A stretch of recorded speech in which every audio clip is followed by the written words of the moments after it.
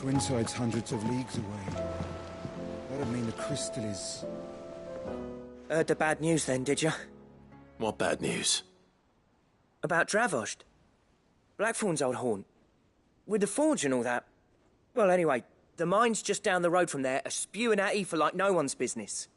And the village? Safe from the flood for now, but they've got other problems. Akashic. Every creature in the area's either turned, or on the way to turning, apparently. Zoltan and the others are living on borrowed time. They need help, and quick. Doris sent a few curse breakers to keep an eye on things, but there's only so much a couple of scouts can do. Except get eaten. If something ain't done soon, the old place will be overrun.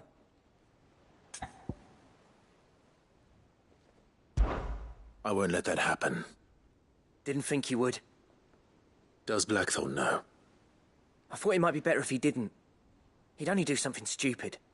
You reckon we should tell him? No. It's better this way. Yeah, well... I can't stand about knowing what's happening out there, so I'm off. I'll see you in Dravost.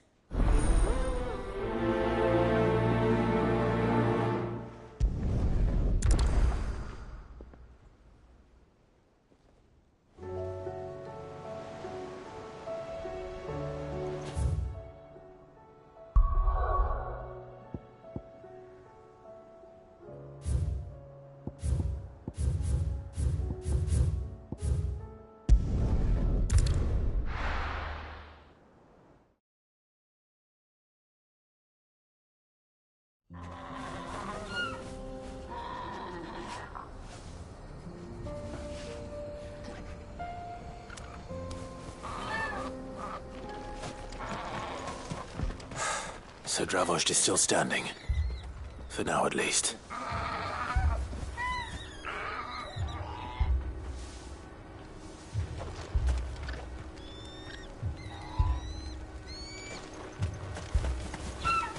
If you can swing a hammer, you can swing a sword.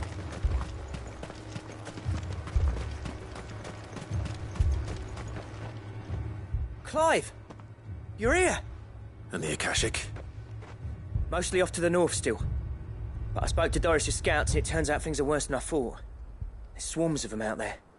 Told old Snotty to be ready to seal the north gate. That should buy us some time if we need it. Enough for the villagers to barricade themselves inside their homes at least. Well done. Welcome back, Cid. I'd never have guessed, you know. Not if August hadn't let slip. Who'd have thought that the savior of Dravost would turn out to be the realm's most infamous outlaw? Keen to help us out again? I am. Thought you could sneak off without me, did you? Blackthorn. Oh, what are you doing here? One of the scouts couldn't keep his voice down. Unlike my best mate who didn't think I deserved to know. Zoltan, how long's it been? Long enough for us two to turn into a pair of old codgers, I see. That your idea of an apology? Prick. Don't listen to him. You only did what you thought was best. For the village and that. I did, yeah. But that ain't the whole of it. Vulcan, our master, didn't leave the chiefdom to the two of us. He left it to me. The best blacksmith in Dravost, barring himself, of course. Bloody stupid tradition, in my opinion. If someone's got talent, you should let them practice their craft, not ask them to settle petty feuds and barter for grain. Our master wasted half his life that way. I wasn't about to let that happen to me. So you wasted half of mine instead? You're what Dravost needed. Under me and my precious ideals, this place wouldn't have lasted a year. So I left to devote myself to the work and spare you lot the consequences. I may be a selfish prick, but I only did what I felt I had to. What you had to do was your duty! Even if it meant we all starved? Enough. This is no time for bickering. You can finish beating each other up once Dravost is safe. Fine. I've said my piece anyway. Yeah, so have I. Sorry, Clive. I shouldn't have stuck my nose in. Short enough on time as it is. Still, give us a mo, would you? I need to get my head straight before any of them Akashic try to bite it off.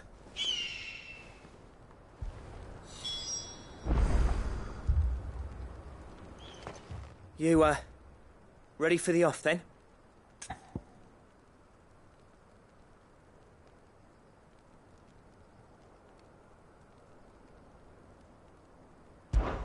We can't afford to waste any more time.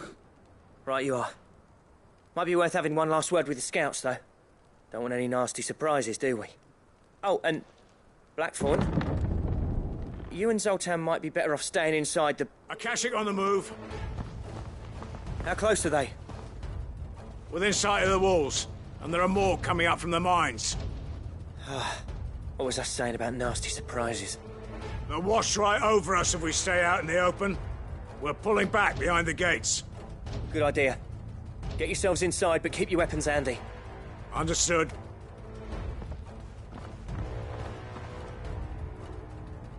I'm prepared to fight if I have to. Well, let's hope you don't. That's our job. Once the scouts are inside, order your men to barricade the gates. No heroic last stands, you hear me? No fighting at all if you can help it. August's right. I've seen what Akashic beasts can do to armor. The people here are tough and willing, but they ain't equipped to face what's coming. I'm going out there. Start work on the gate as soon as I've left. I'll give you as much time as I can. And if they kill you? You evacuate. But it won't come to that. I promise. You'd better be right. Take good care of Dravoj till I get back. Leave it to me. And give those things what for, yeah?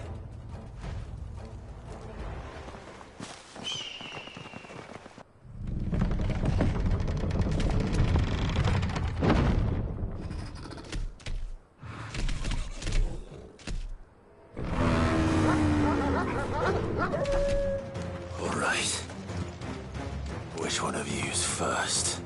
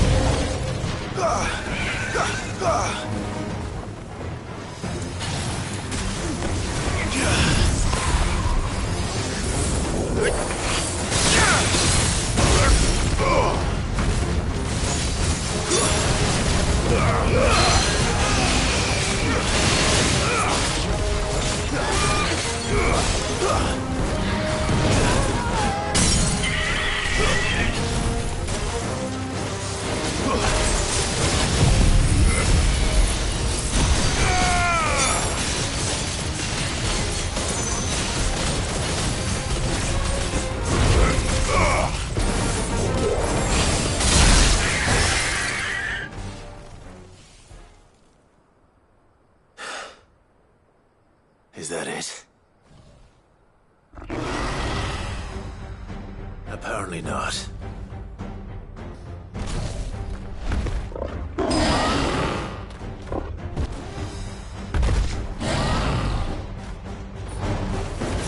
You're not getting past me.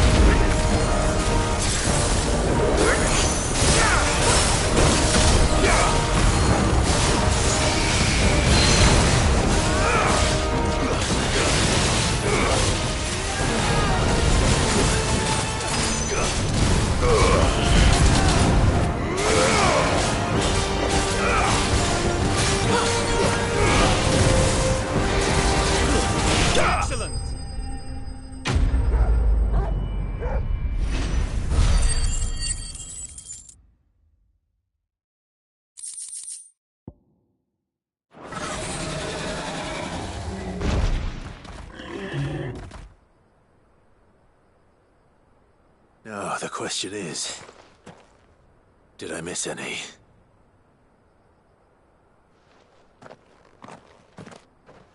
Man alive! You're still in one piece! I slew as many as I could. As many as I could, he says. The old bleeding lot, more like it. Well, almost. Only almost. Yeah, one or two did try to sneak over the wall.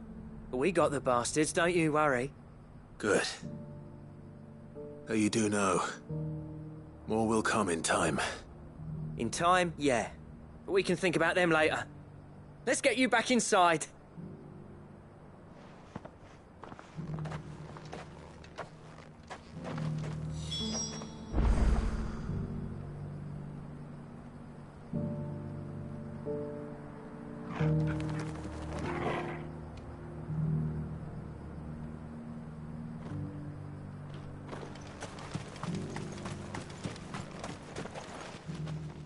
Sid!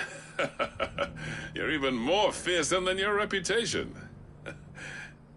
Enough to give those Akashic monsters nightmares. I almost felt sorry for the wretched things. But mostly, I felt grateful. Dravoged won't forget what you did today. I'm afraid I've only delayed the inevitable. There's no getting rid of that ether flood. Meaning that any living thing which stumbles into those mines will end up clawing at your walls again. And that's if the flood don't spread. If it does, well, I hate to say it, but the village's days are numbered. That may be, but we're staying just the same. With ether floods springing up all over, it's no less safe than anywhere, and more importantly, it's our home. We'll fortify the gates to the north, and I'll see that they're guarded day and night. All right. Then we'll give you a hand shoring up those defenses. As for you, Blackthorn, that's twice you've turned up when Dravos needed you. So, thanks. I shouldn't have stayed away so long. And I shouldn't have left without talking it over with you first. Too bloody right you shouldn't. Though I doubt I'd have listened. I always envied you. How you made everything look so easy when, for me, it was anything but. You leaving gave me the perfect excuse to hate you. And from that day on, I never once stopped to wonder what it would have been like if you'd stayed. But what you said earlier, it was true. You'd have been the death of this place. Finally, something we can agree on. I hope you see the sense of it eventually. You kept this place alive. Alive, perhaps. Wealthy even, but Dravos isn't what it once was. Our work used to be the pride of Dhalmekia. Now, we churn out the same rubbish day after day because it's easy and turns a profit. It's not about the craft anymore. I wouldn't send my sons to war wearing the shit most of our smiths are making. I've kept working, honing my skills, trying to lead by example, but no one sees the point. The average castle apprentice has as much passion for the craft as our current lot. Come back to us, Blackthorn. Remind Dravos what a true master blacksmith looks like. I'll even man those bellows of yours if it means we can work at the same forge again. That's a kind offer. Kinder than I deserve. And I wish I could accept, but I'm needed elsewhere. There's people who trust their lives to my steel, and I daren't let them down. Fair enough. But that doesn't mean I couldn't visit from time to time. Let's see if we can't rekindle this town's passion for the craft, shall we? I'd like that. Just be sure to tell Snotty to let me in the next time I come calling, yeah? Knowing him, he'd let you in anyway. Blackthorn. The Master Smith turned outlaw, back in my good graces. I never thought I'd see the day.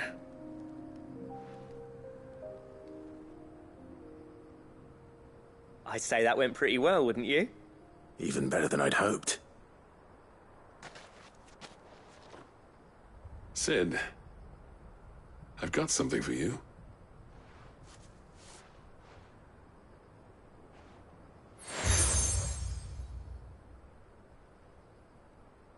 And this is?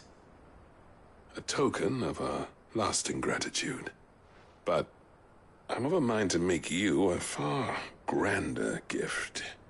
Designs for a certain sword have been passed down from chief to chief for generations. Now hold on, Zoltan. There's a reason no one's made that blade in centuries. There's not been a craftsman equal to the task.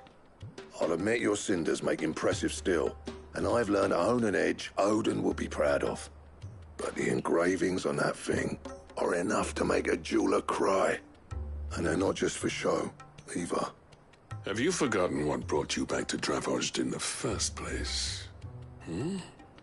A certain ring?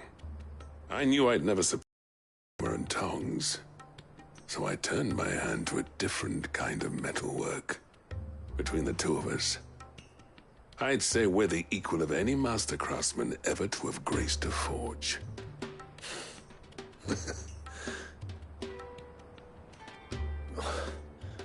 You know what? I think you might be right. Clive, you wouldn't mind if Zoltan came back to the Hideaway, would you? He's more than welcome. As long as he can keep our secret. Right. Zoltan, get your tools. We've got a legend to forge.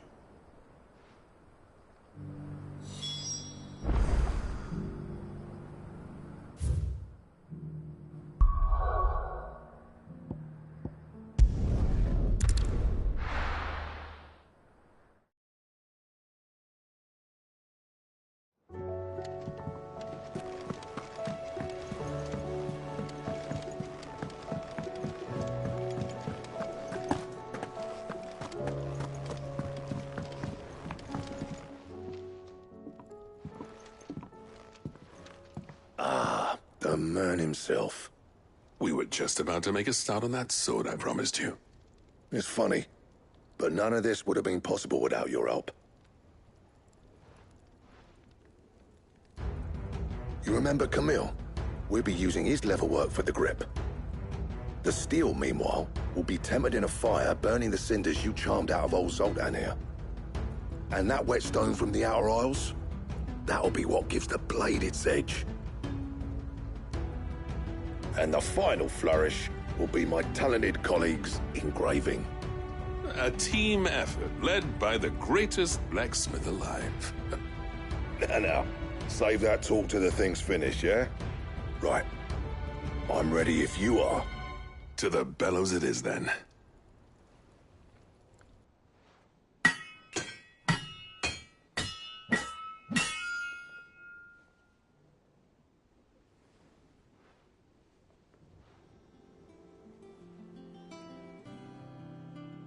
Well, bugger me.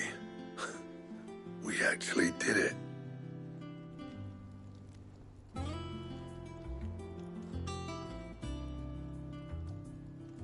The sword to end all swords.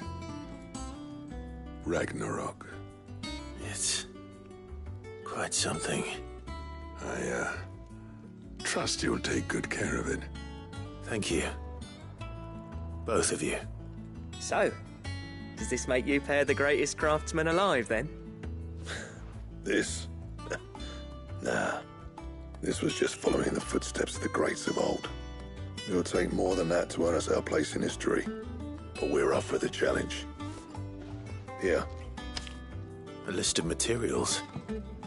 Zoltan and I got talking on the long road back from Dravost. We reckon with those items there, we could craft something even better than the Ragnarok. Something worthy of a legendary outlaw like yourself. That's a weapon I'd like to see. You leave this list with me. I was hoping you'd say that. One legend at a time, eh, lads? Before you start on the next, who fancies raising a cup to Friendship Reforged? Good idea. No more drinking to forget my past. It's about time I had something to celebrate. Then tap the kegs! Vulcan's boys are on their way!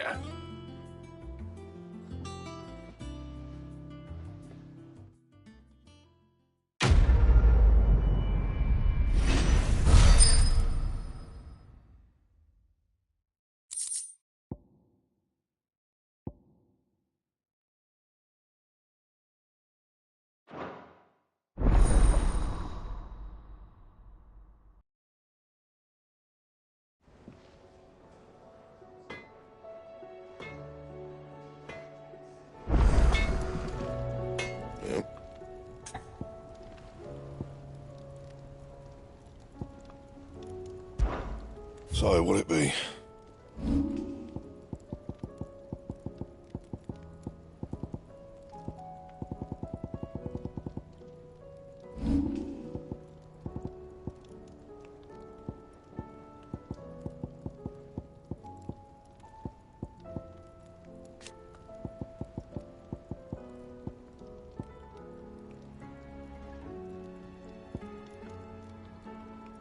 That it? Fine. So what do I owe the honor? I never thought me and Zoltan would ever speak again, let alone work together. And if it hadn't been for you, we wouldn't. You've been a good friend to me, Clive. The best.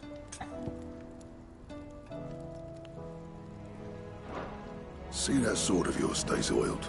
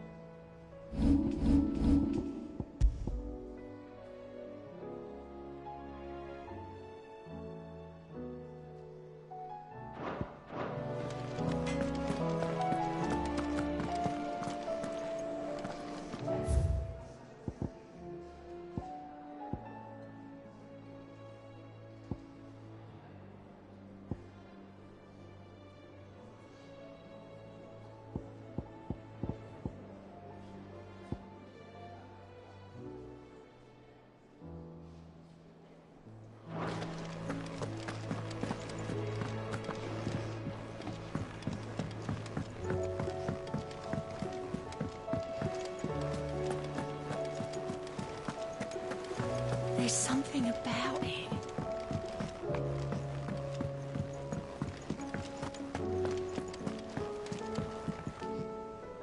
Vivian, I read your note, and I'd be happy to help you find the book you're looking for. Thank you, Clive. But tracking it down will not be easy. Are you sure? Please. You have always granted me your wisdom and insight whenever I asked. It's only right that I return the favor. Or at least attempt to. You are too kind. Alas, what I ask of you is rather more trying than delivering the odd lecture. I spoke with Harpocrates to see if he had any inkling as to where another copy might be found, but... But perhaps it is best that you hear the details from him. If you say so. Forgive me, Clive, for asking this of you. But this book, it set me on the path to becoming who I am today. Its importance cannot be overstated.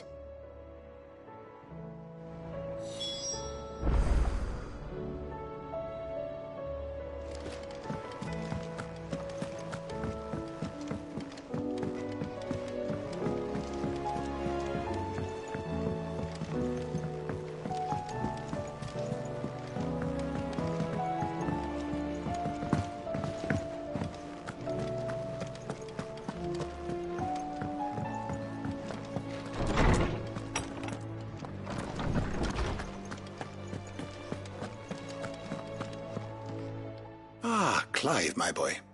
What a pleasure it is to see you. Harpocrates. There's something I need to ask you. I've been charged with locating a book called From a Distance. Then you seek a rare gem indeed. One whose name I had not thought to hear from your lips. You've been talking to Vivian. Right as always. But she didn't seem keen to tell me very much. I take it she didn't like what you had to say. And yet I gather it did naught to dissuade her. Clive, if the young professor has tasked you with obtaining a copy, I fear she asks the impossible. The executors would not allow it. The executors? Coveters of Secrets. A clandestine organization committed to the collection and intenebration of forbidden texts and technologies. One such text being the tome Vivian seeks, chronicling as it does the true history of the enslavement of bearers. A tale which could overturn the established order were it ever to become widely known. Or, so rumor has it. I've never actually read the thing, or even set eyes on it for that matter. How is it that I haven't heard of this organization? Why, secrecy is the executor's watchword. They lurk in the shadows, emerging only to seize that which must be seized, be it books, inventions, or people, before disappearing again, leaving nary a trace. Which would explain why Vivian's copy was snatched from her grasp not long after she found it. By the hand of the executors, yes. But what drives them? Self-interest or ideology? Fine question. Sadly, all that is known of the executors can be recounted in a single breath. You may just as soon ask me of their origins, numbers, or the identities of their leaders. Any answer I give would be pure speculation. Then my hunt was doomed from the first. What was Vivian expecting? That I'd pluck it from thin air? Not from thin air, no. From ash. Rumors of the executors are rife among the scholars of Storm, but rather less so across the strait. I have a friend. Well, I had a friend in the village of Garnick, a collector of rare tomes, upon which subject we would oft correspond. Alas, I have heard naught from him since the skies fell dark. And no doubt he, too, has turned. But, though he did not mention it by name, it is possible that a surviving copy of From a Distance yet rests upon one of his many shelves, quietly awaiting discovery. If you were, by some chance, able to save even a single book from the poor man's library, I know his soul would rest easier. Very well. When I next find myself in Waloed, I'll be sure to pay Garnick a visit.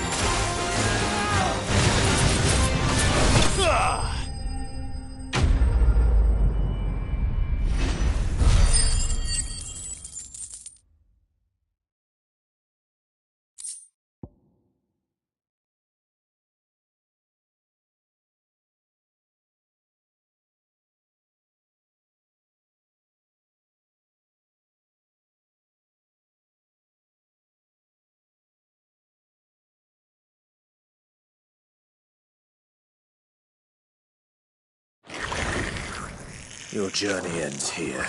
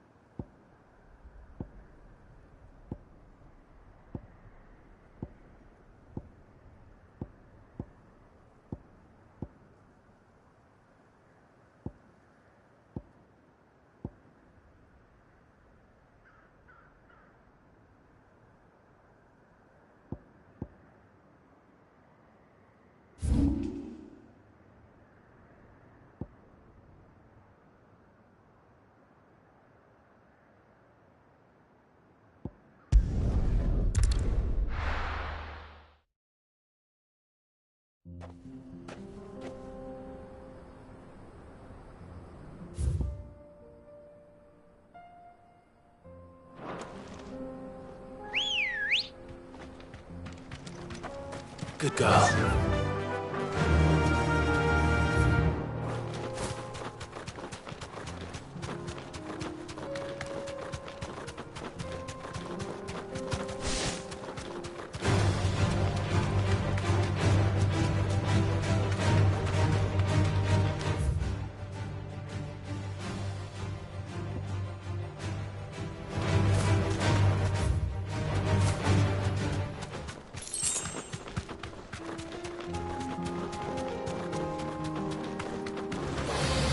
Mistakes.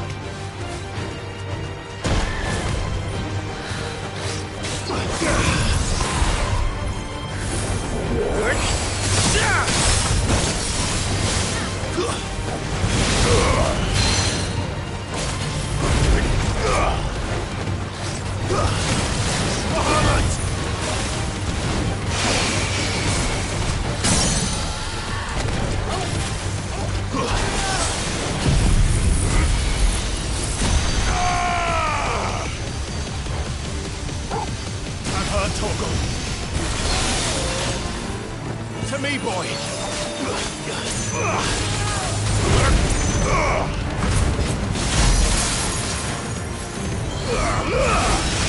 Nice try.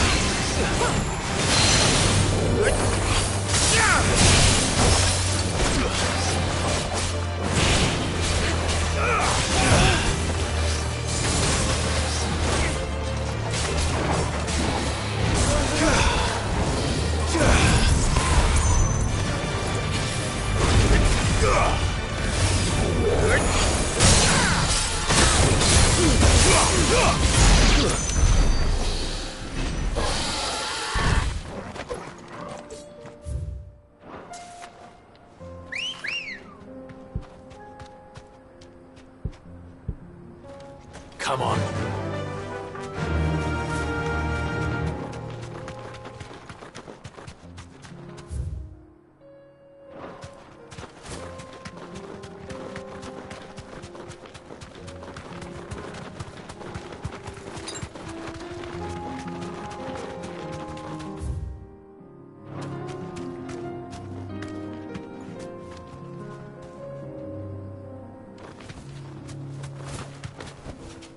Be safe.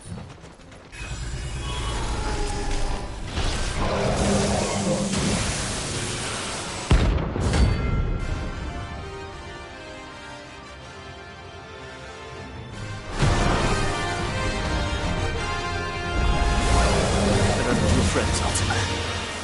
If it's me you want, I'm right here.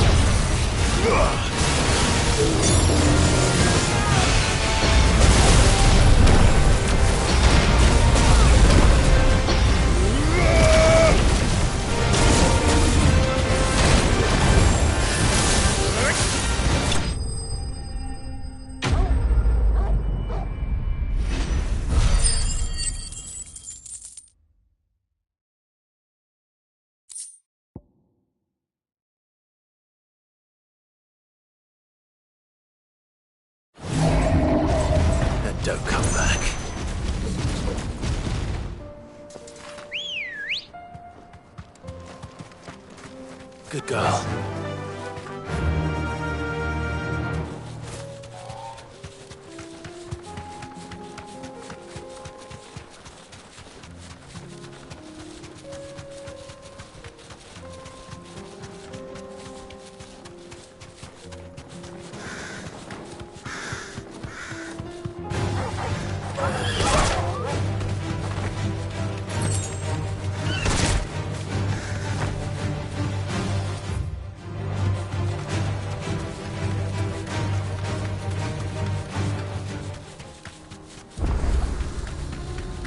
If the hills around my home are crawling with the King's Akashic,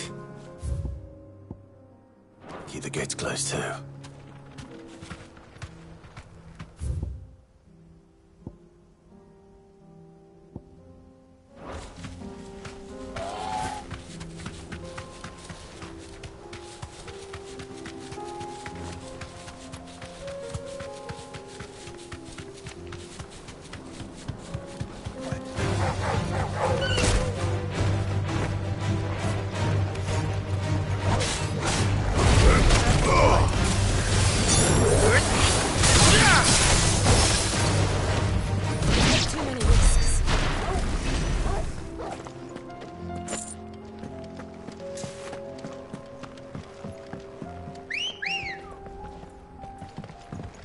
Come on.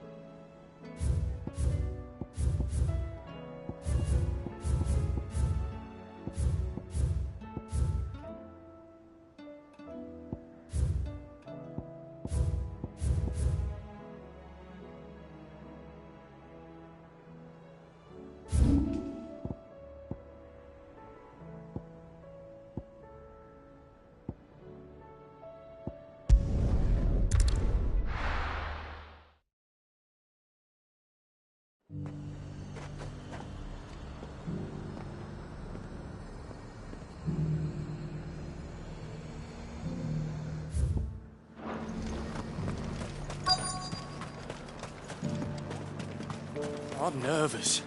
Is it all right? Well met, Cid. This is the Initiate. Ember, present yourself. At your service, Master. Please, just Cid. There are no masters here. Your life is your own. Oh, of course. Thank you, Cid. The Sergeant says you'll be evaluating me at my trial. To become a scout, yes. You are aware of the dangers inherent in that role. I am. But I swore I'd face them. Just like the man who saved my life. And who would that be? Gav. It was him who found me and freed me. No magic, no support, just one man and his nose. Came and sniffed me out. It taught me what one man can do if he puts his mind to it. And I've been training ever since, so that one day I can be someone's saviour, just like Gav was mine. I'm sure he'd be flattered. You clearly have good intentions, Ember. And it sounds like you're under no illusions. Stick to this path and you'll make a fine Cursebreaker. So, what? Have I passed? You haven't even started yet. Now listen.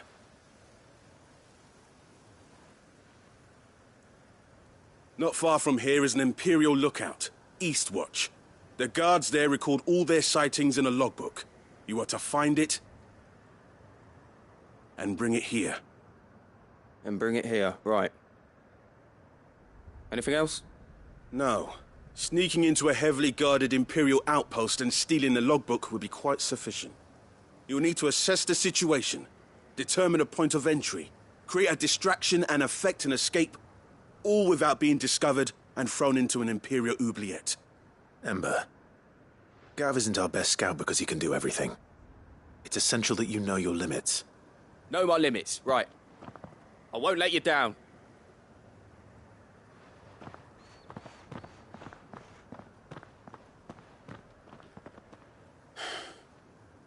It shouldn't be as dangerous as I made out. But keep a weather eye on him all the same, would you? On my way. All right, Ember. Impress me.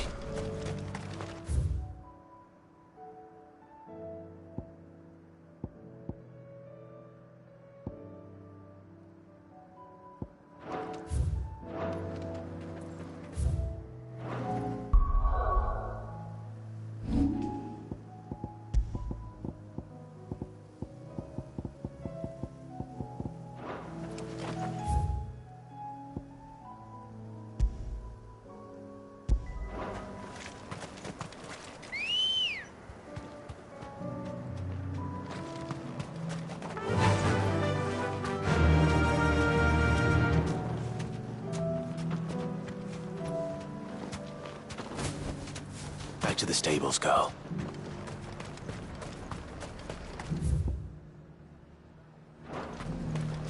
The High Cardinal.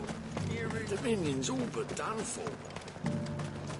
Was that shouting I heard from the barracks? You're that sellsword the Dame's so fond of.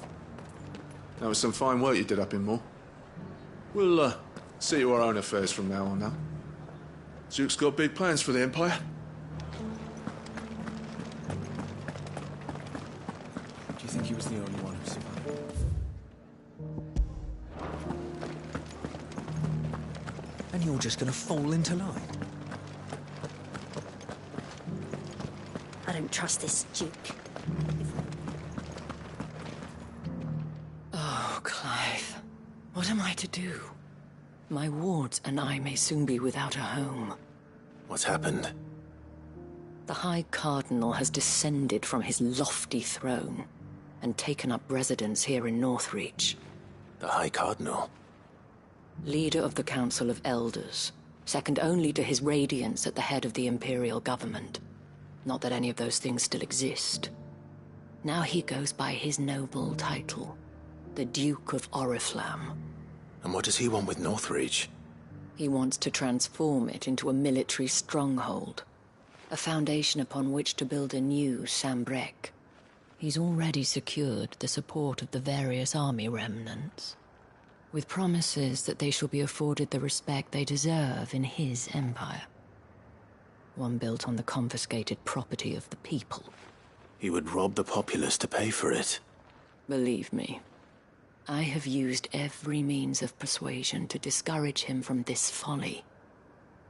But for whatever reason, he will not listen to me. What does Captain Philippe make of this? When the town was under attack, it was him the soldiers rallied around.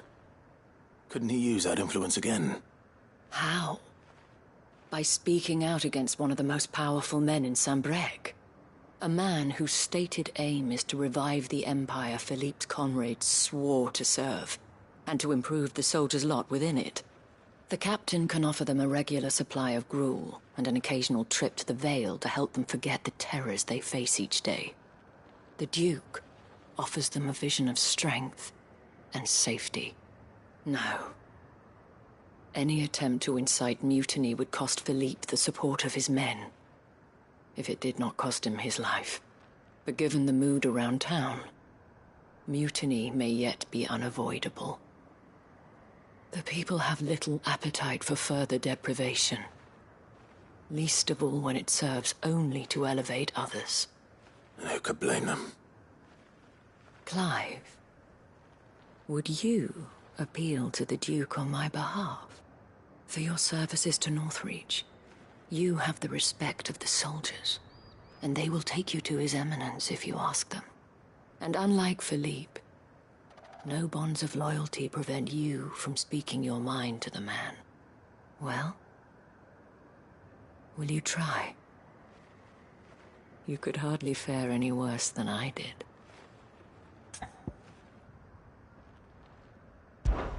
I'll see what I can do. Thank you, Clive. Tell me then, where will I find this Duke of Oriflamme? In the garrison? Overseeing the troops, yes. All right. Wish me luck.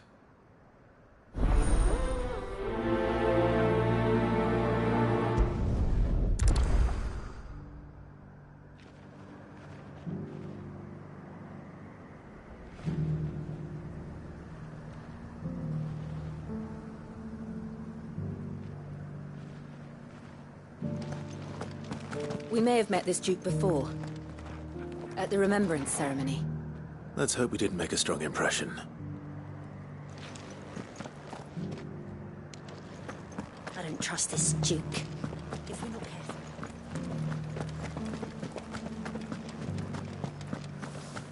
It's not only control of the garrison he wants.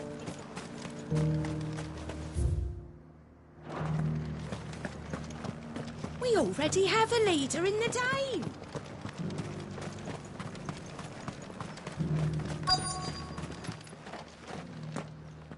Halt!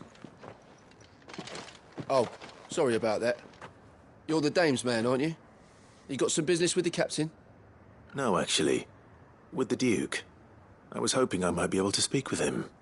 We're under orders not to let any civilians pass. But you should be all right. His Eminence has heard all about you and your heroics. Wait here. I'll go and ask.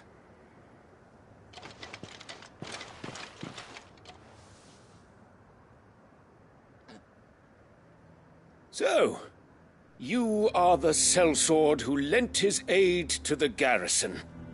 The Empire owes you a debt, and I shall see it repaid. But tell me, is it wealth that you seek, or favor? Neither, Your Eminence. I thought only to inquire about your plan to turn Northreach into a stronghold. Ah, I see. You are worried the expanded garrison will render your services redundant. Yet you needn't be. A proud fighting man like yourself shall always have a place here. Pride of place, in fact. For too long has the contribution of the noble soldier been under-reckoned. But no more. For it is they who shall see the Holy Empire rebuilt, beginning right here in Northreach. Why here, Your Eminence? The town has been fortunate enough to escape largely unscathed from the recent troubles. Her defenses are sound, and her garrison well prepared. Which is more than can be said for Oriflamme or Twinside. The Empire wants for a capital, and I believe Northreach to be the perfect place. With Caer Norvent as her citadel. Once we have seen to the refortification of both the town and the castle, we need only build a wall around both to create a city that would be the envy of the twins. Plans are already underway for the construction. Soon enough, these thralls shall learn that they are no match for the might of Sanbreque. I fear you underestimate how dangerous these creatures are, Your Eminence. Should they return in force, you will need all the people of Northreach to come together in defense of the town. Something they may be loath to do if they've been deprived of their worldly goods. The people will do as their leaders command. If Sanbreque is to be rebuilt, she will require a functioning government. one whose authority is beyond question. That is why this levy is necessary, so that any man who wishes to join the army might do so and be fed, outfitted, and paid as befits a defender of the Empire. And yet there are those who persist in peddling the treasonous lie that I seek to steal from the people and drive them from their homes. I suspect they're afraid of losing what little they have left. Precisely. The common folk have little and less, and you mean to deprive them of even that. You would sow the seeds of your new empire in your own salted earth. Sabine, we have discussed this. Yes, and I told you then how putting the empire before her citizens would lead only to revolt. Without an empire, there are no citizens. And in yours, there will be only beggars. Is that what Griga wills for her people? Do not take her name in vain, Sabine. I'll come back later. A citizens' revolt. I wonder what the people really think of the Duke's plan. It wouldn't hurt to ask them, I suppose. Let's begin with those on the other side of the wall. Sabine.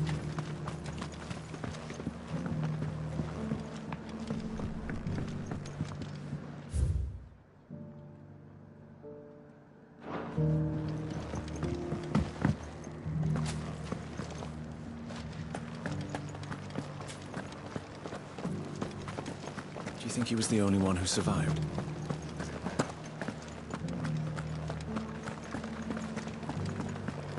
Was that shouting I heard from the barracks? Could be true. All right there. What is it you're after, sir? Just your opinion, actually. I wondered what you thought of the Duke of Oriflamme. Oh, him. Not much. None of us traders do. It's thanks to nobles like him that we had to set up shop this side of the wall in the first place. Couldn't have the rabble getting any closer to the holy capital, could they? And now he's trying to drive us out completely, threatening to take everything we got from us if we don't clear off. If the dame said she wanted him run out of town, I'd be straight through that checkpoint, tar bucket in hand.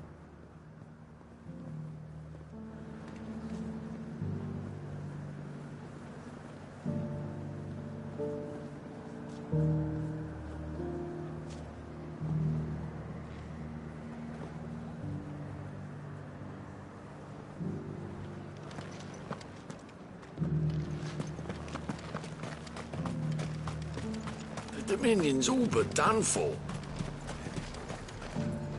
Welcome, welcome. I've been hearing a lot of talk about a certain Duke. Nothing good, I'll wager. Going around acting like he owns the place.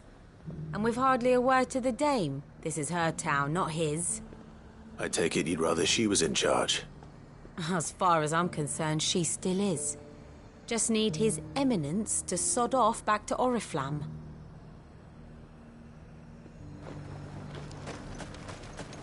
Sell anything today? As much as... The garrison salvaged what they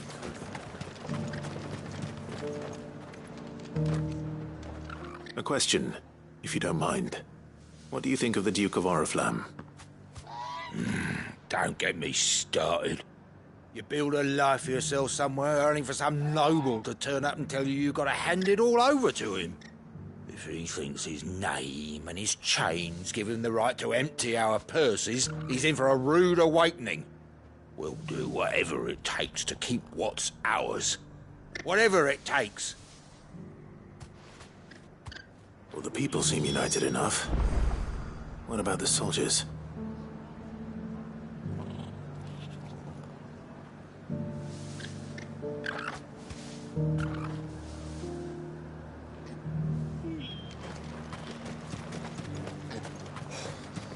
What do you think?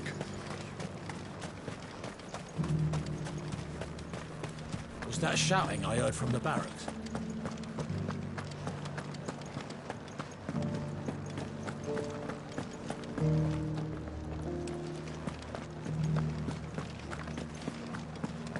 And you're just gonna fall into line.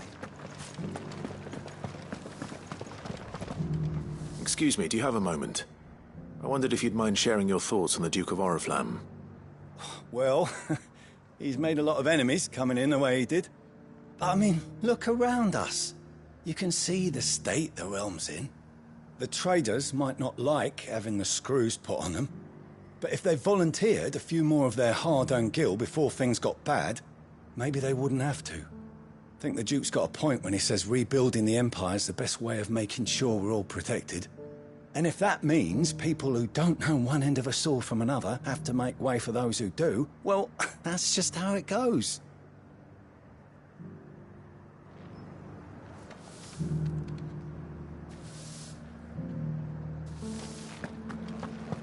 It's not only control of the garrison he wants. We already have a leader in the Dane. One at a time now. There's enough for everyone. Thank you. We don't have much. We won't forget. But the Dame had us empty the Vale's larders to see these poor souls fed. Because that is what we do. You. You're the one who was talking to His Eminence. On the Dame's behalf, yes. I was trying to persuade him not to take the people's goodwill for granted, but it seems my words fell on deaf ears. What do you think of his plans? I'm a soldier, mate. He tells me what to do, not the other way round. Listen, I've got nothing but respect for the Dame, but I've got a family to look after. That's where my loyalties lie. Not with the town or the Empire, but with my wife and children. If the Duke can get us the men and the equipment we need to fight off those blue-skinned bastards, I don't care how he does it.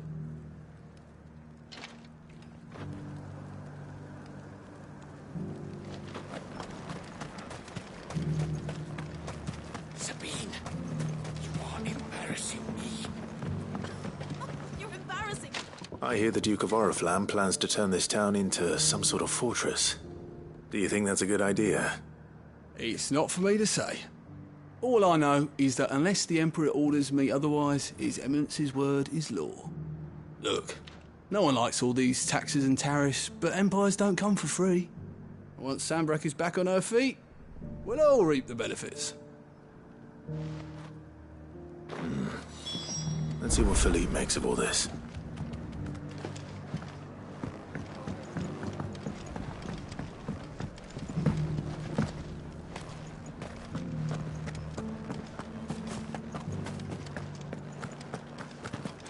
Well, what do you think?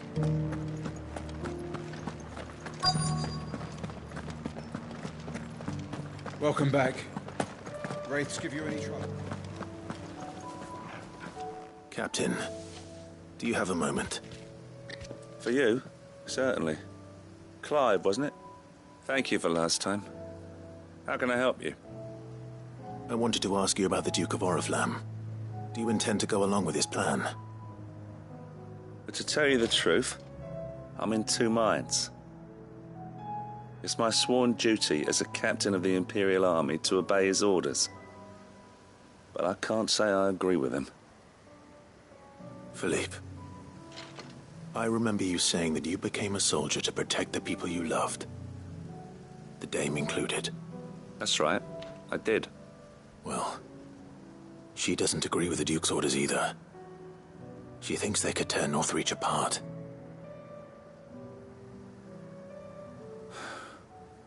And she's probably right. Thank you, Clive. I know what I need to do now. Protecting the people I love is what matters. Doesn't matter how. Well, duty calls, so I better go. Thanks again.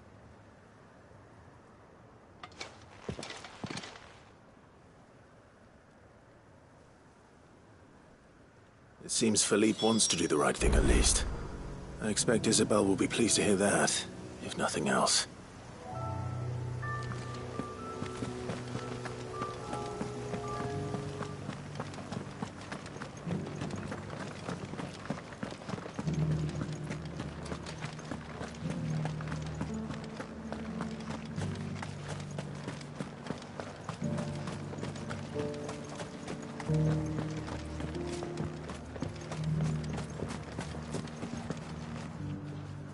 Ah, Clive.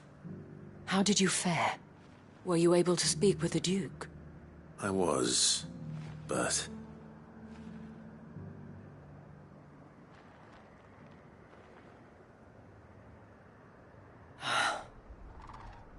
So Northreach is to be a fortress after all.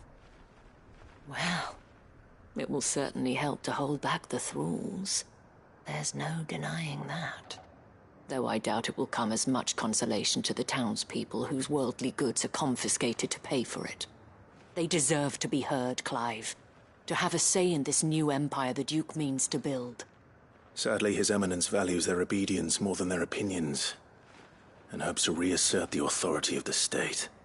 I fear he sees the people as mere pawns on his chessboard to be sacrificed for the greater good. Needless to say, they themselves are of a different opinion, and would rather their destinies were in your hands. The soldiers, meanwhile, are content to follow their orders. And not just because of the Duke's rank, but because of his vision. I thought as much. Had I sworn to protect Sanbreque, I dare say I too would want nothing more than to see it rise from the ashes. Thank you for trying. But the battle is lost. I don't know about that. What happened to your uniform? I handed it in, along with my resignation. Told the lads I wished them well, but that I owe it to those I love to call it a day. But why? Because I realized what really matters to me. Not following some nobleman's orders for the sake of it, but protecting what I care about. Protecting Northreach. I honestly don't know when those monsters will return, but I'm certain they're not finished with us yet. And when they do come back, we need to be ready for them. We need to stand together, all of us. And with you to lead us, milady, I reckon we can do it. It was you who finally convinced me, Clive. There's no point following orders if they go against everything you believe. Indeed. All of us, standing together. That has always been Northreach's best hope, and one which still lies within our grasp. We have only to turn our attentions to the true enemy. Thank you, Philippe, for showing me what I must do. Anything for you, milady. Speaking of standing together, would you mind if I borrowed a few of the lads from the Vale to help keep watch around the town? I fear His Eminence has loftier tasks in mind for the guard. Not at all. Be my guest. Wouldn't be the first time.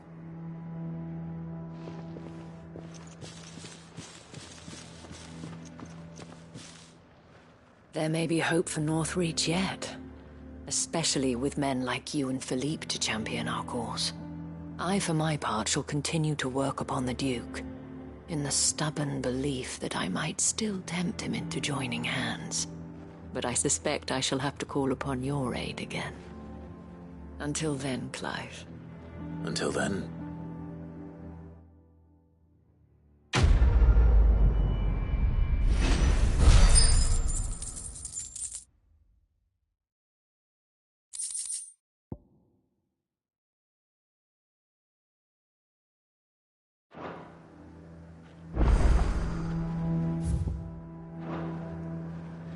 Do you have a moment, Clive? What is it? It's the Duke, unsurprisingly. His Eminence has assumed full control of the garrison and put every able-bodied man to work on the fortifications. The town was left all but unguarded, so Philippe was compelled to form a citizens' watch to fill the void. And though my dear boys have been characteristically willing to assist him in this, they want for bodies. So I was wondering if you would lend them your strength, that the people of Northreach might sleep easier, if only for a few nights.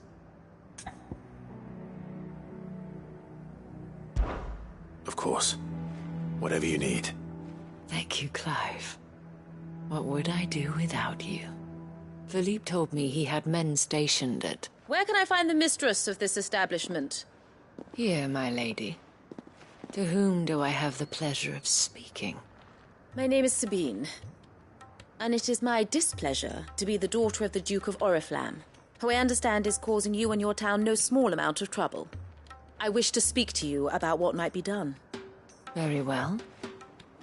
Let us speak. I trust you'll forgive me, Clive. Absolutely. Our conversation can wait. Please, proceed. As you know, my father is a most overbearing and supercilious man, and I join you in objecting to his every action. Indeed, I owe you my thanks for continuing to argue against his reckless plans. Yet I fear he is not one to be swayed by reason. No. He must be made to face the consequences of his actions. And who would make him do this? I would. Myself and several other like-minded individuals. Were you to join us, we would surely have the strength to drive him from Northreach for good. Does that not seem a trifle drastic? Drastic action is precisely what is called for. Unless you are content to see your people downtrodden and dispossessed. My father would have it that citizens exist only to serve the Empire. That they should be forced to make every sacrifice to ensure her revival. But he is wrong. It is not the people who must serve the Empire, but the Empire who must serve her people. He's always been like this. Scornful of the opinions of anyone he judged beneath him. But he cannot be allowed to ride roughshod over the common folk any longer. We must fight him. By all possible means. Fight him? No. My purpose is to quell the tension in Northreach, not to stoke it. Respectfully, my lady. Our only chance of saving this town depends upon every one of us uniting against our common enemy. Your father and his followers included. While I understand your frustrations, I cling to the hope that he may yet be won round. False hope, I assure you. But I see that your mind is made up. I shall bother you no longer. If you will extend me the same courtesy, I bid you good day. She certainly has spirit. Indeed. But unfortunately for us, that spirit is only likely to harden the Duke's resolve, which may be enough to seal the fate of this town. Not that she cares. This is all about her and her father. Families. I'm sorry, where were we? Ah, yes. I was about to tell you of Philippe's plans for the town watch, but perhaps it's better that you heard them from him. I believe he's in the market, if you'd be so kind as to seek him out. Right away. It's just a pity I cannot join you. I'd like to see the two of you in action together.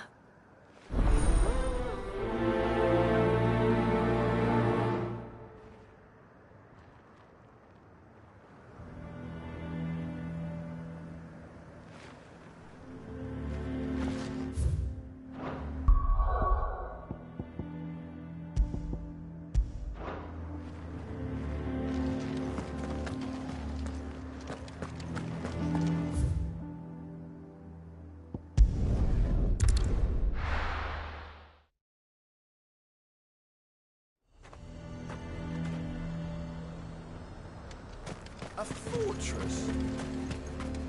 He'd have our coin, our stock and our... So you are content to abandon the... Please, I beseech you. If you are a true son of Northreach, you must fight to defend your home. That's exactly what I am doing, milady. Or trying to, at least. The land is crawling with fiends, and someone has to keep watch. Even when our true enemy is hiding in the garrison? Fine. You're not the only able-bodied man in Northreach. Thank you so much for your help.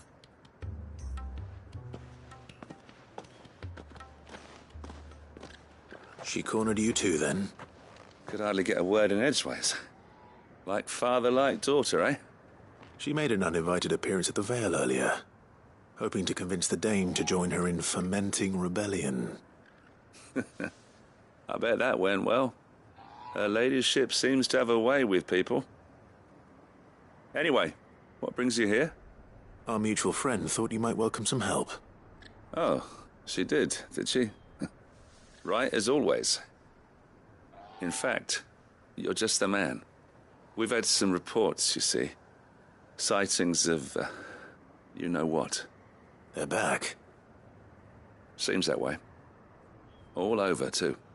We haven't been able to confirm anything yet, but if you're willing, you could go and see what's what. Right. Where should I look? You know Grieger's Weep? One of the sightings places them somewhere on its shores. I'm on my way. Thank you, Clive. I'll look into one of the other sightings. Let's rendezvous back here later.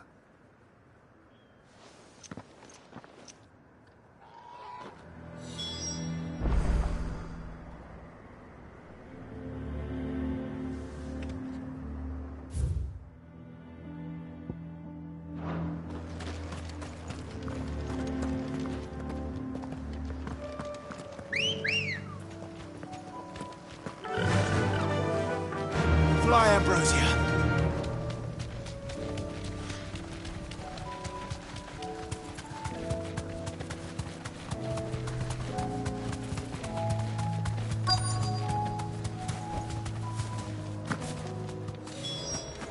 Damn it.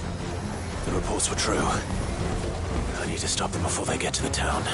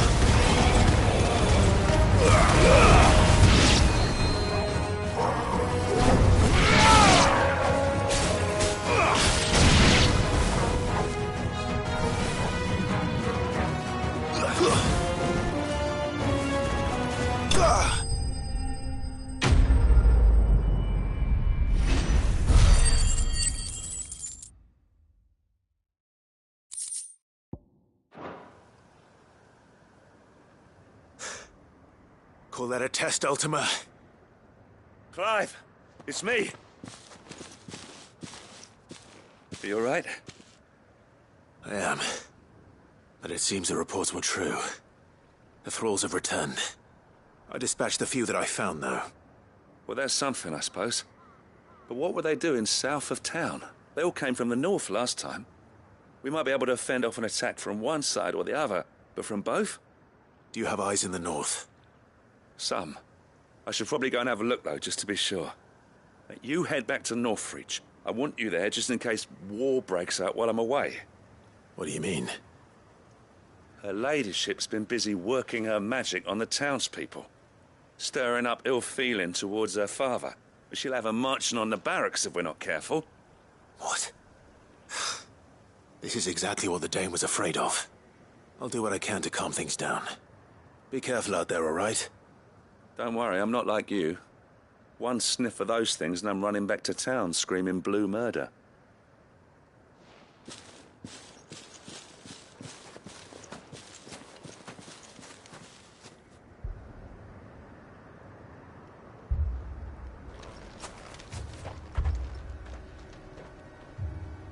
Do you not see, Father? The people of Northreach have given enough, and only a fool would ask for more. Listen to me, Sabine. Where would our people be without their country, hmm?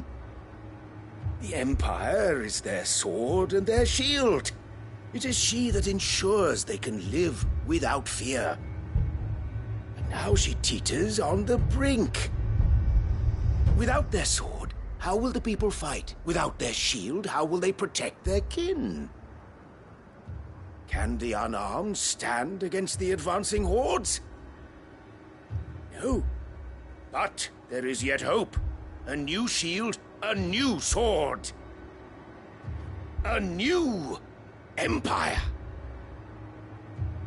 We can rebuild Sanbreque, just as Great Griga wills it. Perhaps we could, Father. But we don't want to. Not if it is built on the broken backs of the people. Please, let us not quarrel in the street. You must see that no good will come of this. Our fight is not with each other, but with the threat that draws ever closer to our gates. A threat that your sword has yet to rid us of, Your Eminence. You will hold your tongue, whore! You may have filled my daughter's head with your heresy, but I will not be corrupted. Corrupted? Your daughter's opinions are her own, as you would know if you had ever deigned to listen to her.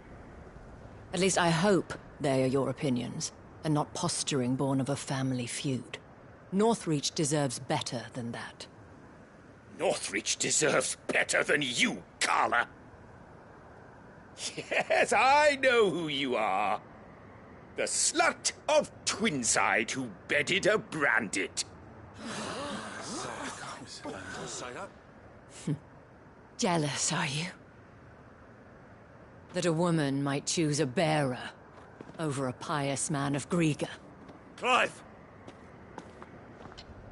I met a swarm of thralls coming south from Oriflamme. Hundreds of them. Too many to count. No. Work on the fortifications has scarcely begun. We will retreat to Caer Norvent and there make our stand. Did you hear me? That was an order!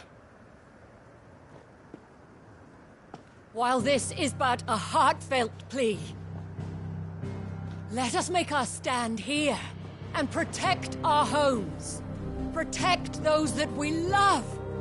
Together, for Northreach!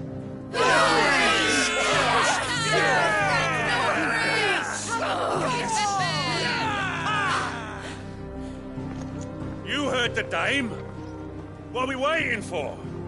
Pikemen to the gates. Archers to the roofs. Quickly, come on!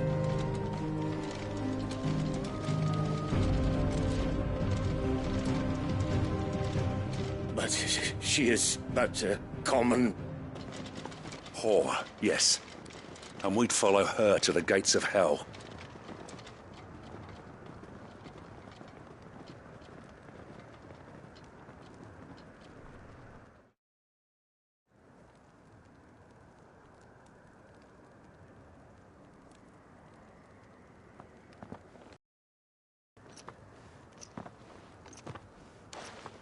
The men have their orders, and they look like following them. I got them spaced out at regular intervals. Whichever direction the thralls strike from, there'll be someone there to meet them. Thank you, Philippe. Rest assured the people will play their part. The herbalist has donated her stock of medicines to me. Should any of your men be injured, take them to the Vale. We'll see to them there. Thank you, milady. I will. I'll play my part too. You still want for numbers. Unlike the enemy. I only hope I can go some way to evening the odds. Philippe, can I leave the south in your hands? I doubt the thralls by the lake were the last of their number. Of course. I'll lead a party down that way so we don't get taken by surprise. What about you? I'll make my way up the road to Oriflamme. I've fought a few of these things. And while I can't promise to hold them all back, I should be able to thin the herd. All right. But take care. Thank you. Both of you. You can thank us when it's over. Till then, madame.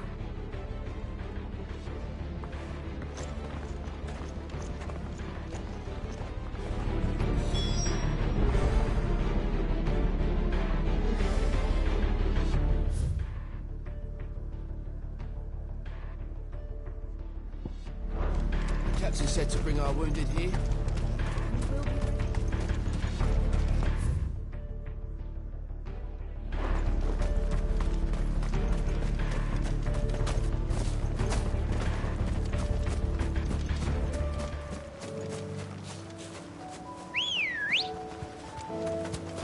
Ready, girl?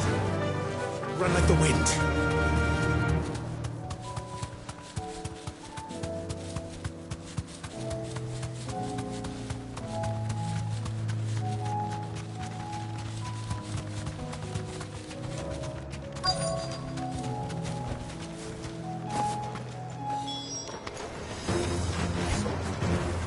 So many of them. Not for long.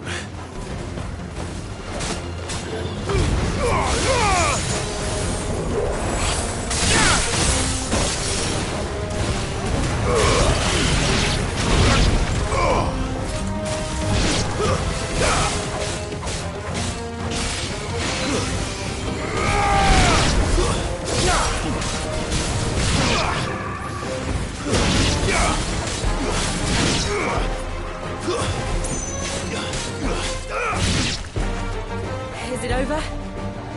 No. It's only just begun.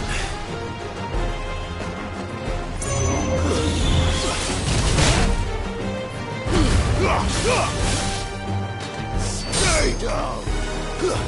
You're finished!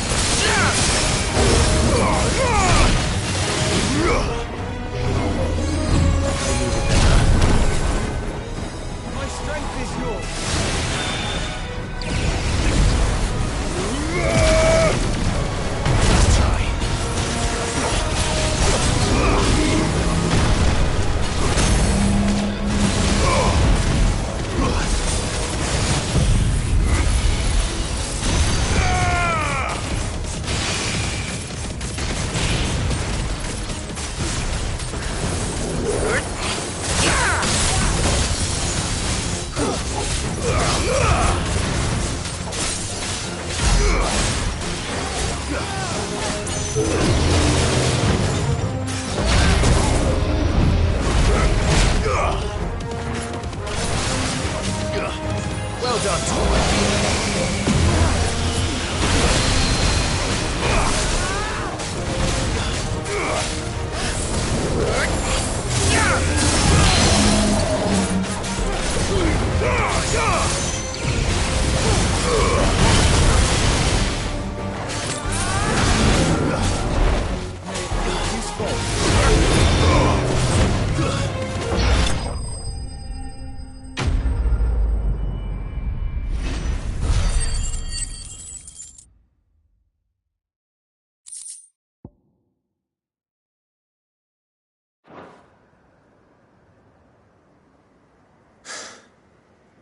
That looks to be the last of them. I wonder how the others fared. Better hurry back to town. Come on, Torgal.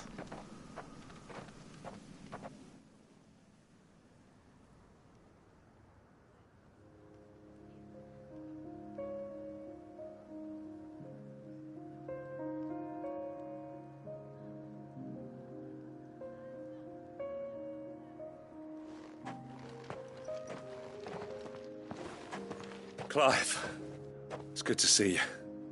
And you. The road to Oriflamme is clear. How did you and your men fare? Well, we ended up fighting for our lives down by the lake. Took a few nicks, but nothing the girls of the Vale can't put right. Glad to hear it. Well, it seems we've survived. For the time being, at least. I thank you both for answering the call. You were right. And I was wrong. About everything. I had thought that the only way to unite the people was under the banner of Empire. That without a strong hand to guide them, they would drift apart. To be borne hither and yon by the eddying currents of fate. But you brought them together. Not by force, nor by the exercise of goddess-given authority, but by simply being one of them. By knowing what they feel, because you feel it yourself. Our purpose was ever the same, Your Eminence. You were merely distracted by a loftier vision of empire and glory, while our eyes beheld matters closer to home. You have the right of it again. As did you, Sabine. His Radiance said it himself. Sanbreque is naught without her citizens. I forgot that. And I am sorry. I'm sorry too, Father. I should never have taken things so far. I only wanted you to understand how the people felt. How I felt. But my anger got the better of me. Do not blame yourself, my dear. This was my doing. I should have listened to you. To all of you. Your Eminence, your Ladyship, I do not doubt that you came here with the best of intentions. But I believe the same could be said of us all. We all want safety, security, prosperity. Not just for Northreach, but for the entire realm. And we may yet achieve it. If only we work together. Will you join us in this? Yes. We shall. Thank you, Your Eminence. Now that that is settled, I must go and see to the wounded. The Vale's doors are always open to any soldier in need of relief. And today there are more than ever before.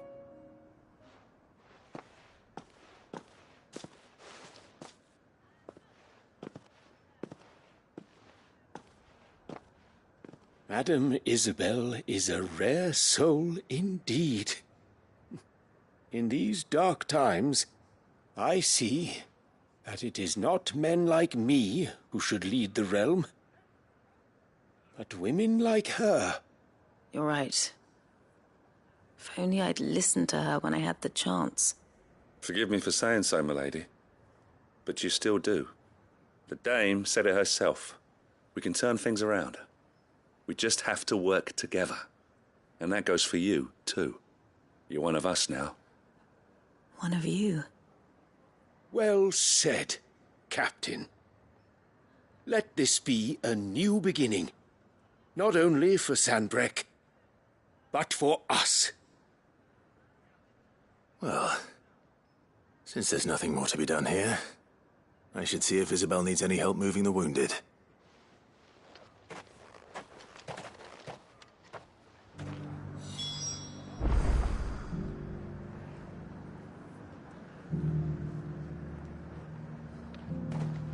Can we get you anything? A room at the Vale would be nice.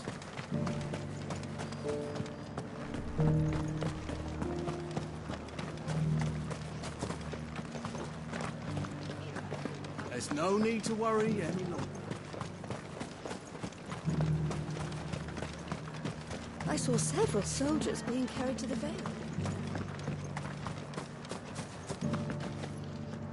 How goes the treatment of the wounded? I'd be happy to man one end of a stretcher if it would help. You've helped quite enough for one day, Clive. Thank you. Don't mention it. Oh, but I must. After all you've done for this town, it is the very least you deserve. Tell me, if Northreach had fallen, what would you have done? A woman of your means could find a home anywhere in the realm, but I sense you would rather have died here. It's a long story. For you, madame, I have all the time in the world.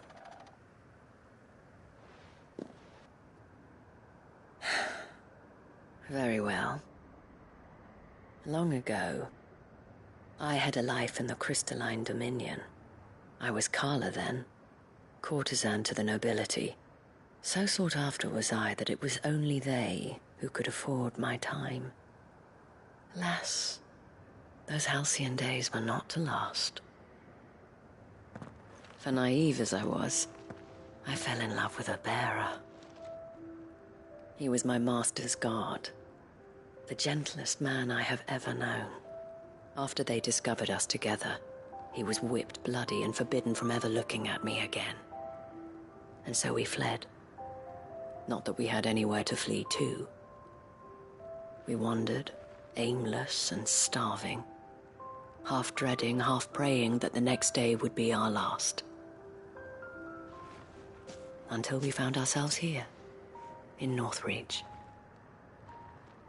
It was the Veil that took us in, that fed us, clothed us, and healed our hurts. Those that could be healed, at least. My love was already too far gone. He passed away. He did. Not long after we arrived. But at least we were able to share a few moments of peace before the end. It was the greatest gift I have ever received. But the generosity of this town and her people did not end there. The men and women of the Veil supported me through my grief. Shared in it, though I was still a stranger to them. They treated me like a sister. And so I swore that I would always do the same. That I would return the kindness that Northreach showed me. That I would repay my debt to the Veil.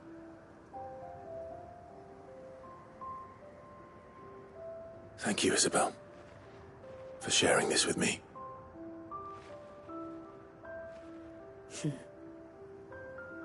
You're a lot like him, you know. Perhaps that is why I have such a soft spot for you. Never stop fighting, Clive. And I shan't either. I know that it will not be easy to keep Northreach together. But our efforts will be rewarded. Just look at us now. The people, the soldiers, even the Duke of Oriflamme and his daughter, all united in defense of this town that we have come to call our home. And what of you? Can we count on your support too? Always.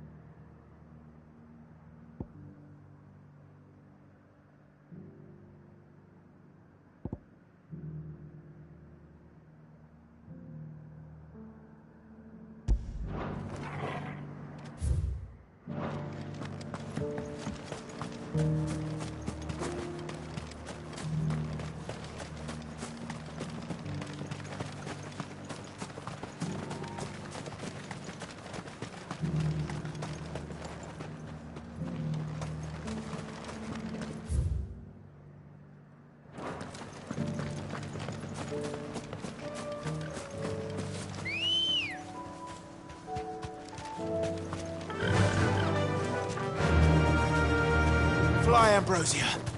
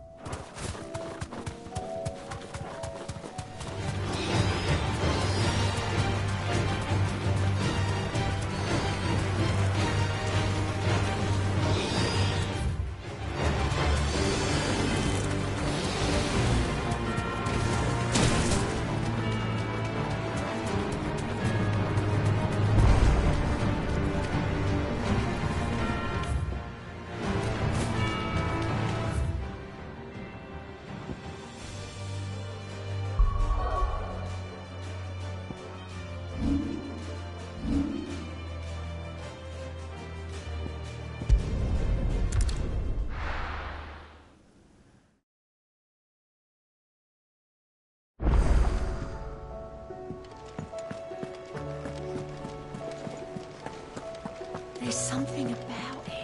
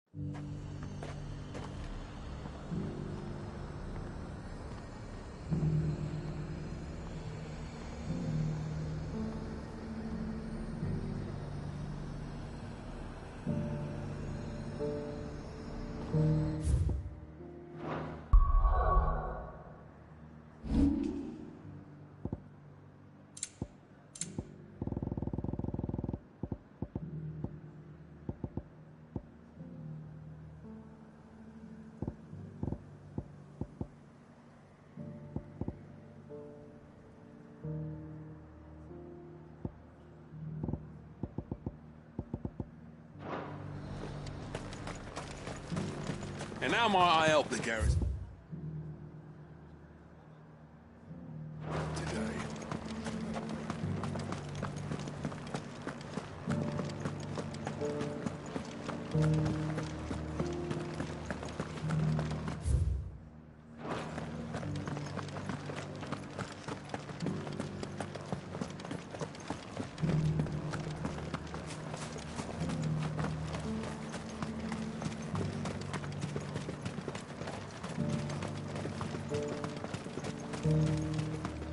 The Duke has pledged.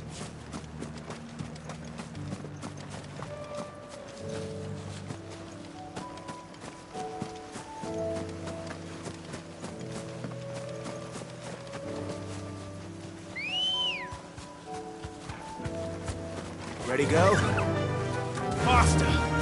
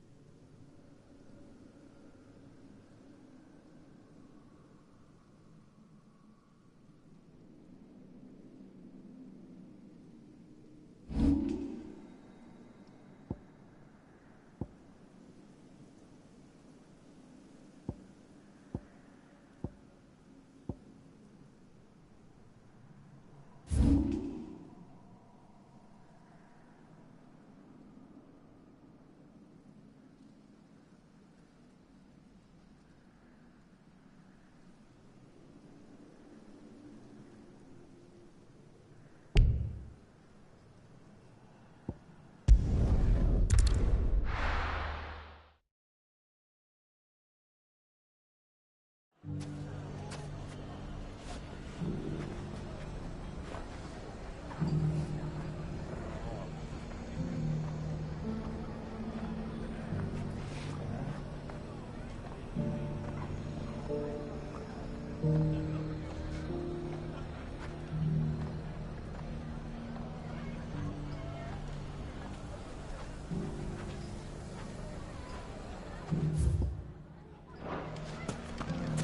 knew I was right not to give up.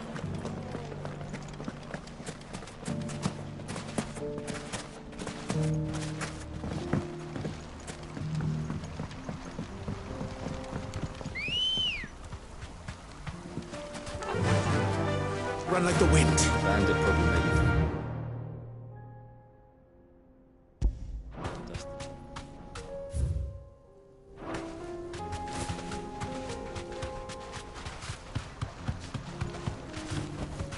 I can walk from here.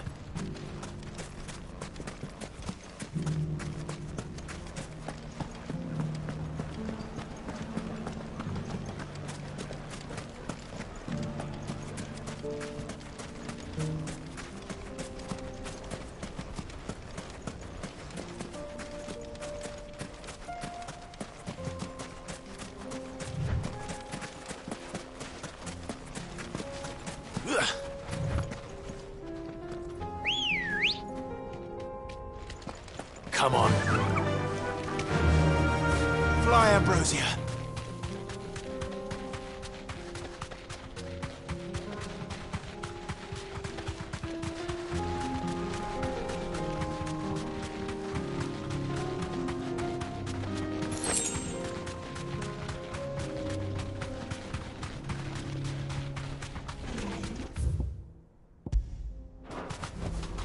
Straight home now.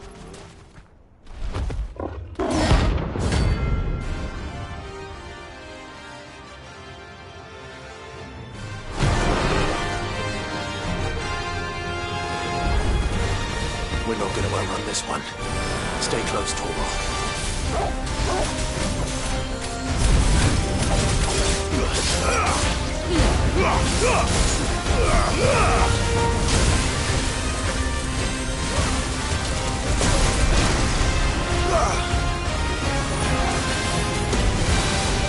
Too slow.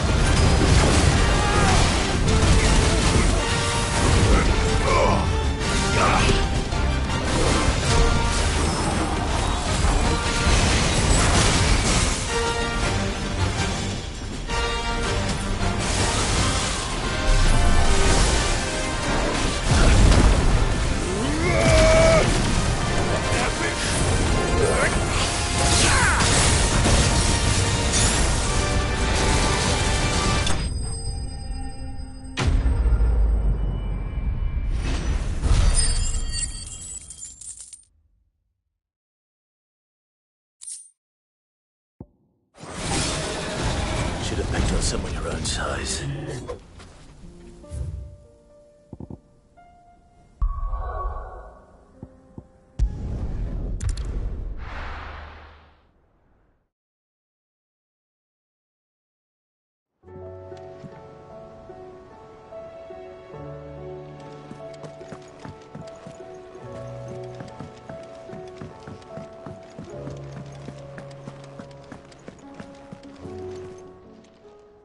Clive. Thought you knew better than to put stock in unfounded gossip. What with all the colourful tales attached to your name. Coin purse weighing you down?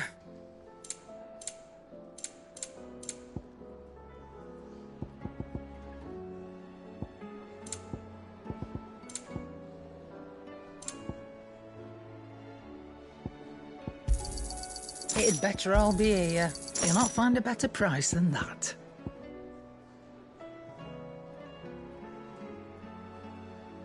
Come again. Or don't. I'm not much bothered either way.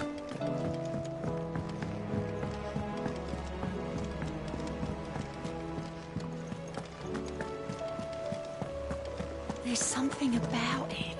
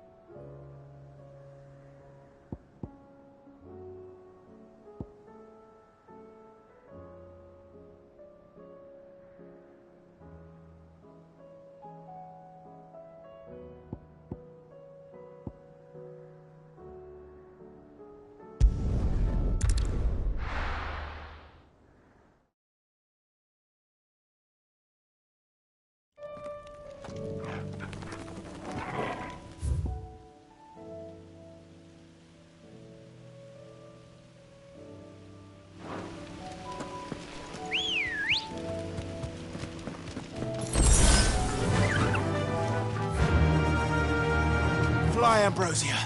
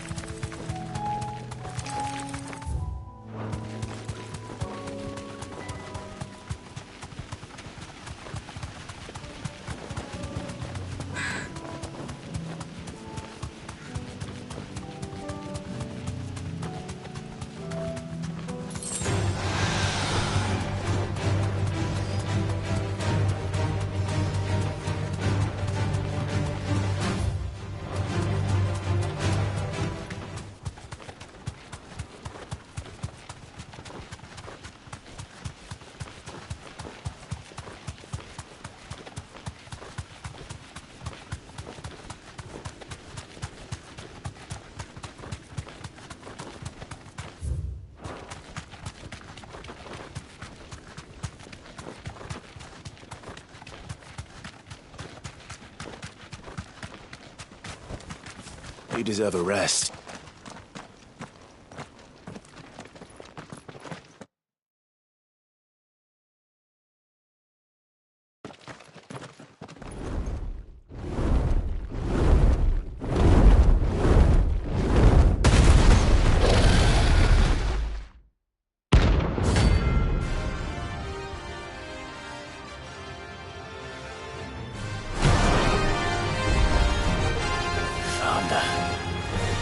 This beast isn't to be trifled with.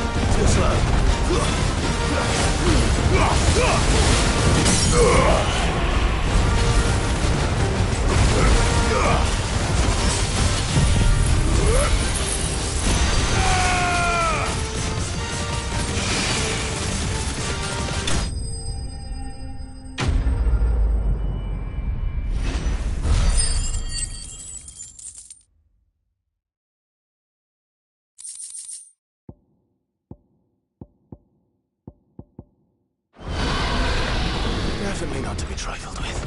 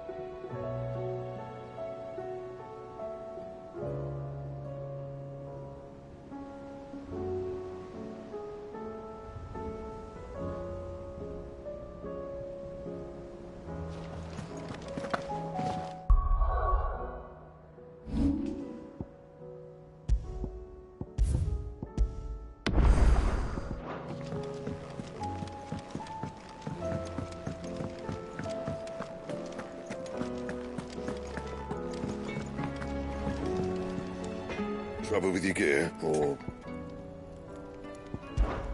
the sound of ringing still?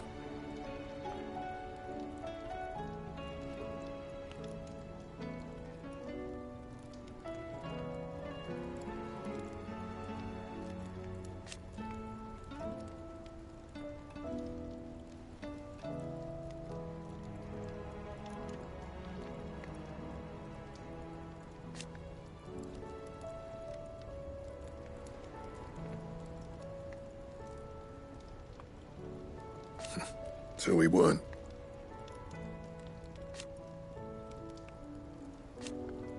Who knows? So, what'll it be? No scratches, right? That it? Fine.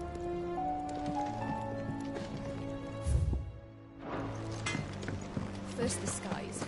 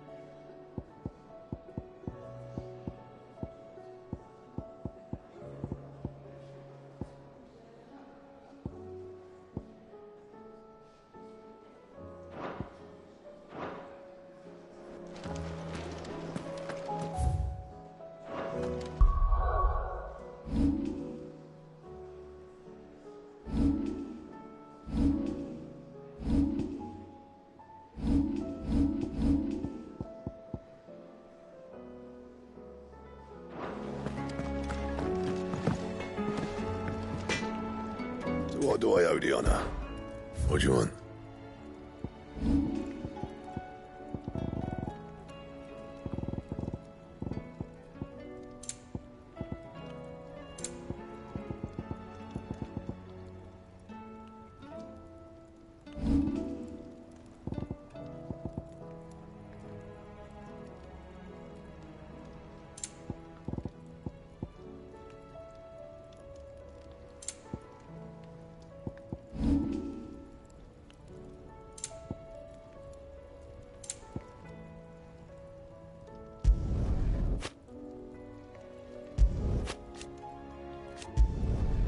My best work, but it'll do.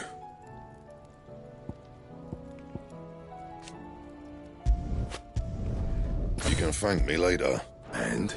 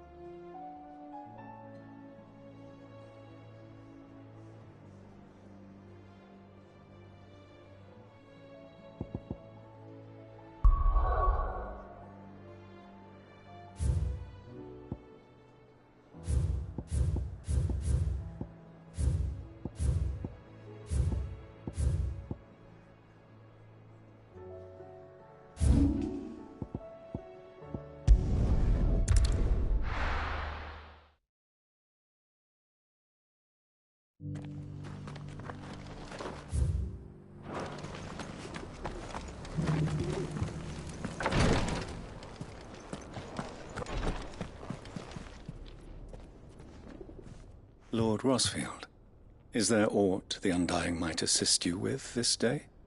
Perhaps. My brother said that your order was helping him with his quest to uncover Ultima's origins. Have you learned anything of note since last we spoke? Little and less, I regret to report. I see. Be assured, however, that we will not rest until the truth is known. Even now, our archaeologians scour ruins in every corner of the realm for traces of Ultima's touch. Fallen ruins, I take it. Dating back as far as Phoenix Gate. Indeed. Ultima's thralls are oft sighted among the remnants of the fallen civilization, as if protecting the secrets concealed within. Secrets we'd see unearthed. Should our methods be of interest, my lord, mayhap it would please you to observe some of our number at work. Would that be possible? Of course. A survey is being conducted not far from here. Perchance you are familiar with Kretov, a small hamlet built around a fallen airship. I was due to visit my colleagues there to collect their preliminary findings, but if you would consent to do so in my stead, I'm sure that they would be honored to relate any discoveries they have made to you directly. All right. I'll go and meet with them. They will be most gratified, I am sure. Might I suggest you take the road through Titan's Wake? It will lead you straight to the village after but a short walk. Thank you. I will. I wish you a safe journey, my lord. May the Firebird's flames burn ever in your heart.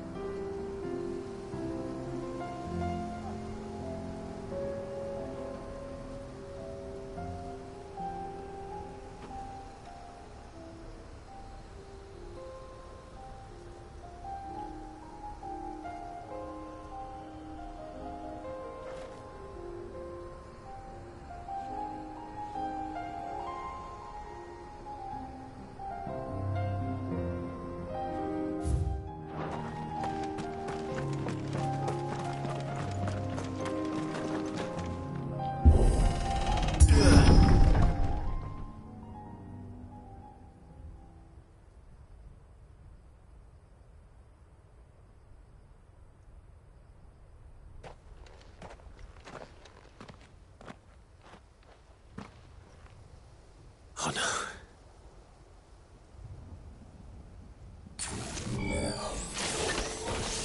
You'll pay for this.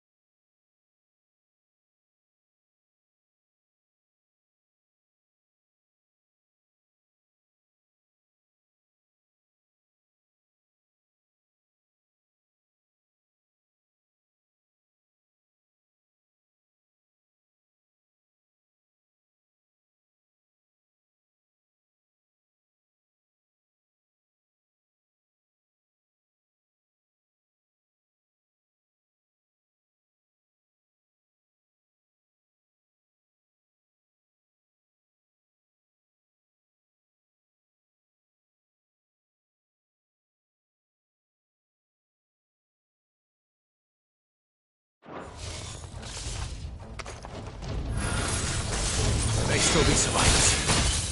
All the more reason to rid this place of echoes.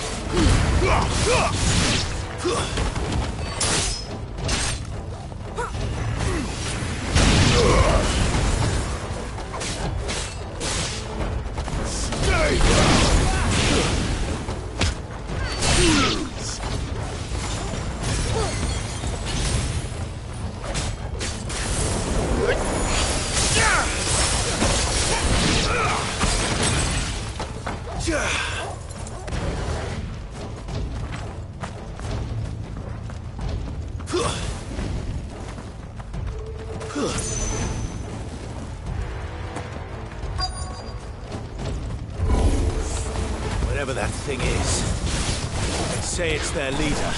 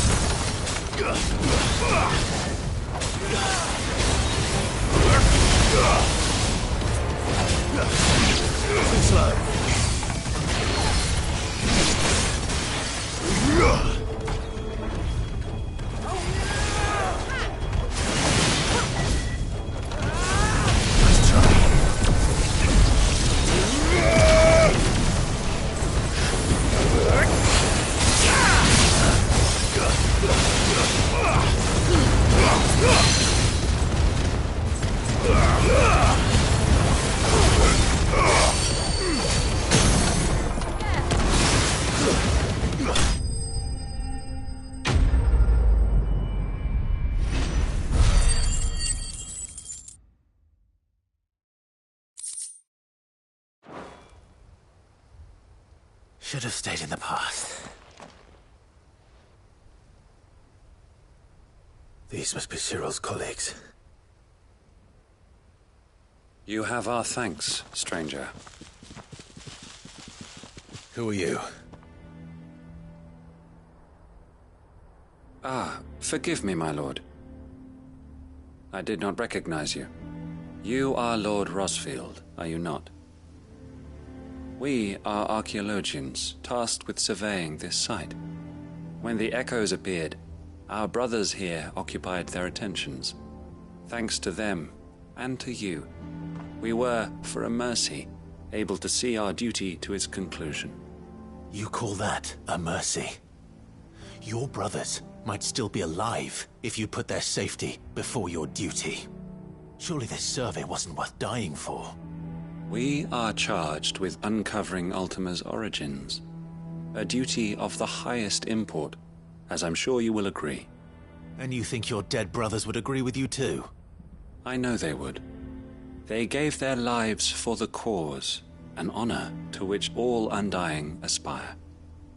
Now, to what do we owe the honor of your presence, Lord Marquis? Cyril told me of your work here, and I agree to collect your findings in his stead. I see. That is most kind. Pray, take them then, with our humble thanks. May the Firebird's flame burn ever in your heart, as it does in ours.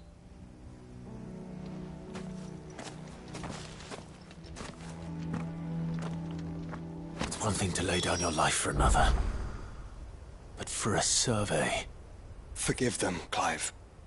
The Undying live by a very different creed, and nothing we say will change that. Come. Let us deliver their findings to Cyril, that their deaths might not be in vain.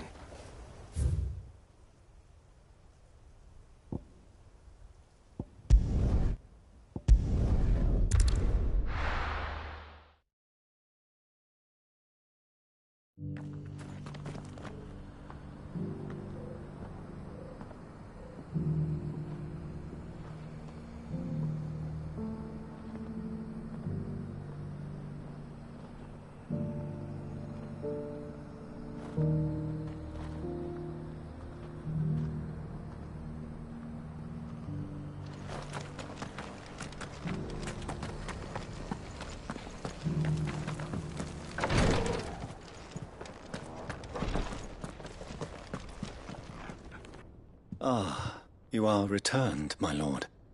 I collected your colleagues' preliminary findings. Here, take them.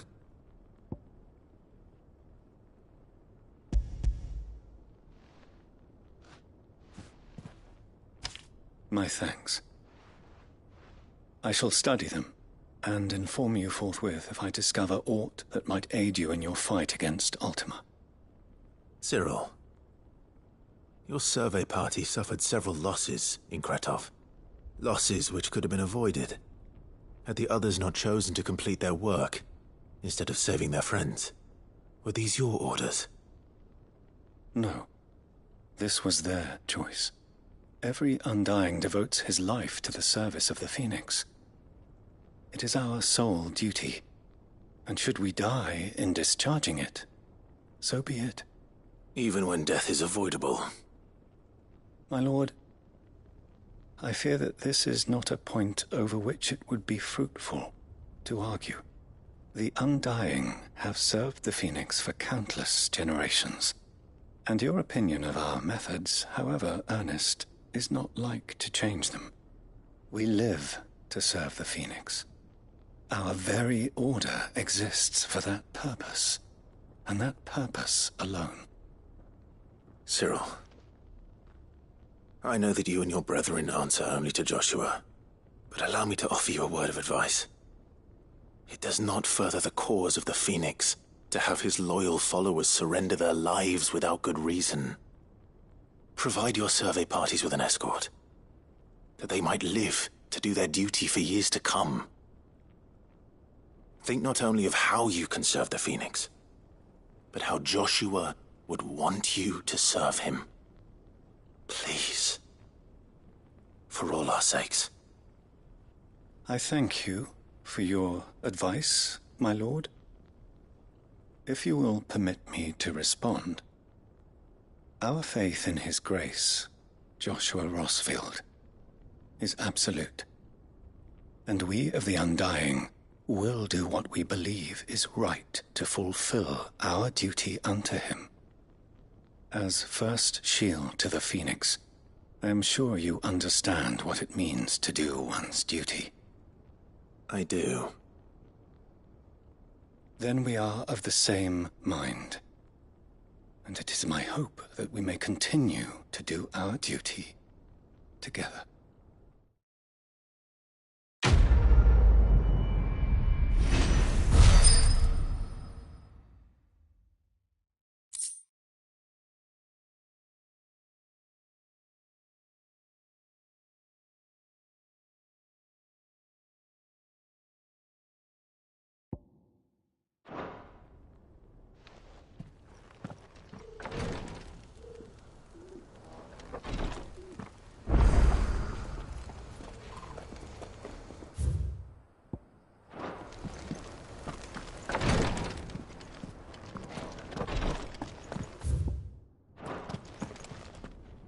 Lord Marquis, if you have a moment. What is it, Cyril? One of our brethren lately journeyed across the strait in order to pursue a new avenue of inquiry in our ongoing investigation. He sent an owl some while ago, but we have heard naught from him since. Was he surveying another fallen ruin? No. The object of his study was a savior cult that has arisen in Ash in recent years. We believe it may have some connection to the Circle of Malleus, an ancient religion that worshipped Ultima as its god. By gaining an understanding of this new faith, we hoped to learn more of the Circle's original beliefs. And so you sent one of your brothers to Ash, a continent teeming with orcs and Akashic. Fully cognizant of the risks, yes. I entrusted the mission to one of the most able of our order, the Third Chair, a master of the arts of combat and survival both. Though he has been silent for some days now, I have thus far refrained from sending any others in search of him, lest they be lost in turn. Yet, it seemed only right to inform you of the situation, given your unique experience of the perils of Ash. For as you so earnestly advised me, it would not do to abandon a man to his fate, when he might yet be saved.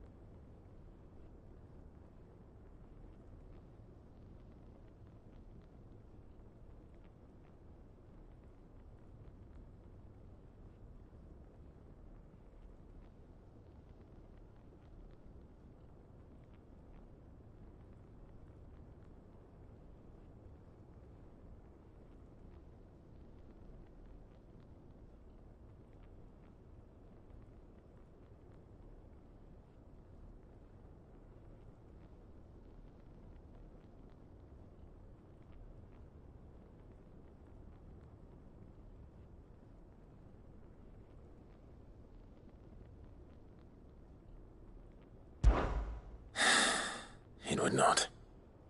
But Ash is a big place. Can you be any more specific? Perhaps. The last owl I received from him mentioned a village where he had heard the cult were wont to assemble. Mickleburg was its name. It lies in the southern reaches of Waloed. If aught ill befell him, I expect it did so there. Right. I'll see what I can do. You are much too kind, my lord. Go then, with my hopes, and may the Firebird's flame ever burn in your heart.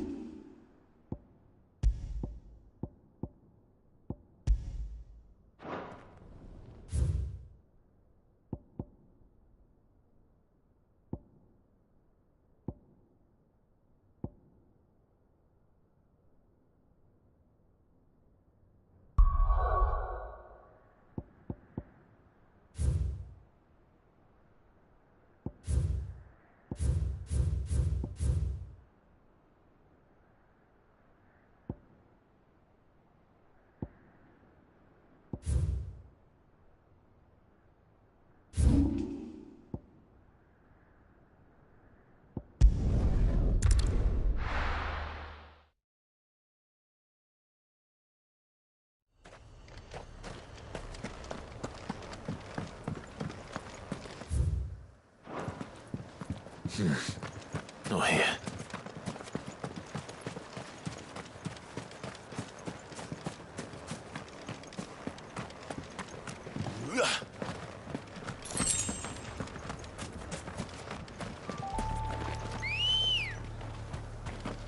Ready, go? Fly, Ambrosia.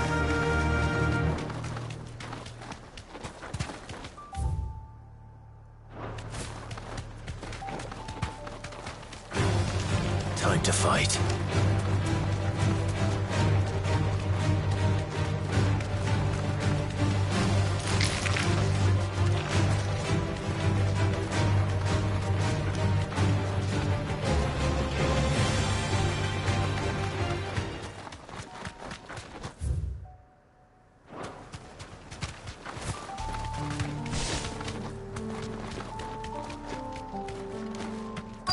Might this be Mickleburg?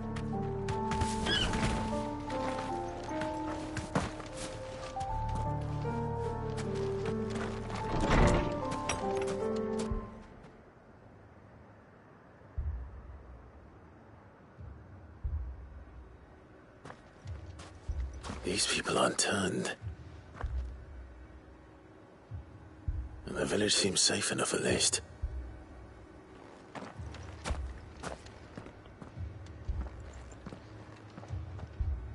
What is going on here? Ah. Did you, too, heed the call? Heed the call? No, I came here looking for someone. To be honest, I I wasn't sure I'd find him here. Let alone all of you. Is that so? What are you doing here? Is this where you live? It is my home. The others, they heeded the call. You keep saying that. What do you mean? They came here to perform the rite, just as King Barnabas instructed. This village is their altar, where they shall cast their souls upon the gentle waters and give themselves to the Lord. Give themselves? Oh, Lord, cleanse us of our sins. Let us be reborn in your loving arms. Free us from the torment of this mortal realm. They want to be saved. Forgive me, but did another foreigner like me come here? He was probably wearing a cowl. You mean the traveler from Storm? Yes. He's staying at my house, toward the rear of the village. Thank you. If you don't mind, I'll go and greet him. They seek the same salvation Barnabas did. At least the third chair still lives. Let's go and find him. Let us be made pure. Let us be made divine.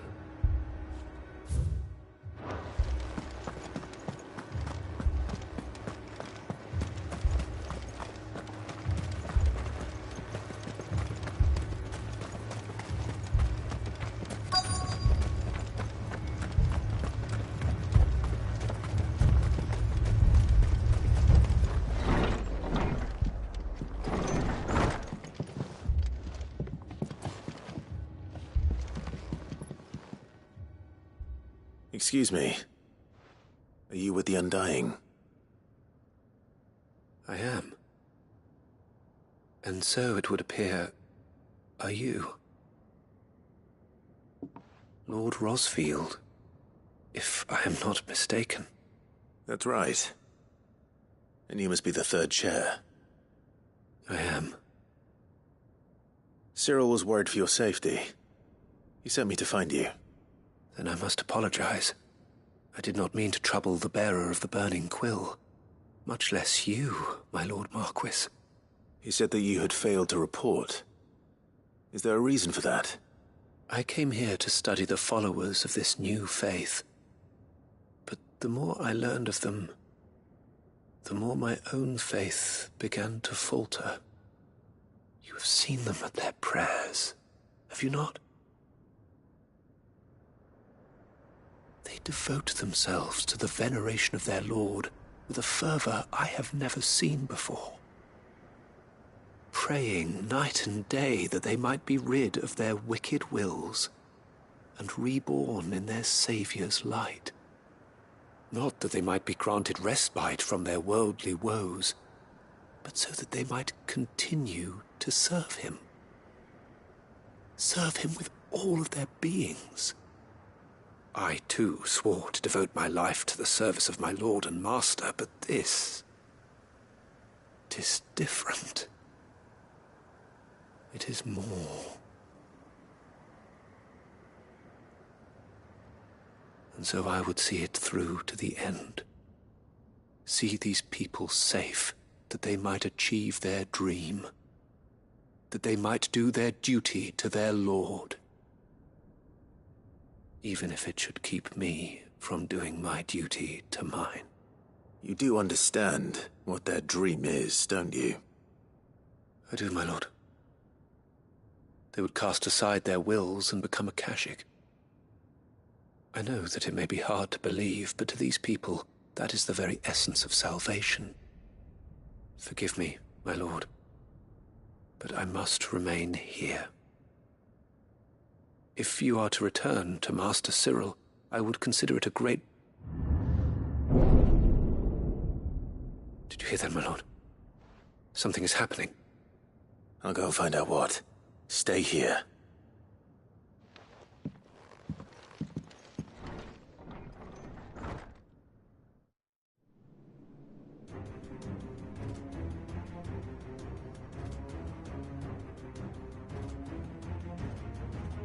An ether flood. Oh no.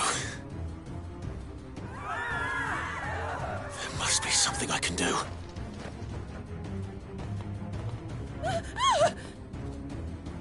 Echoes as well. Found her. Ready, brother? Ready. Muhammad!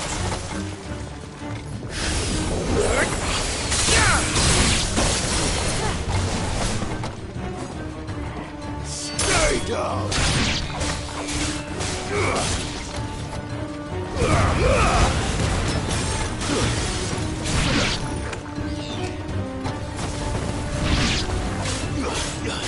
You're finished!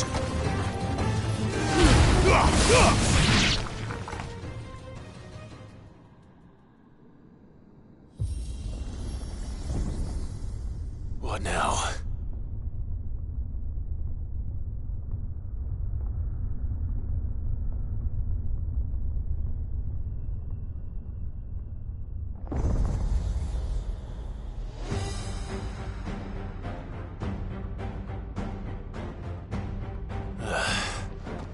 We meet again.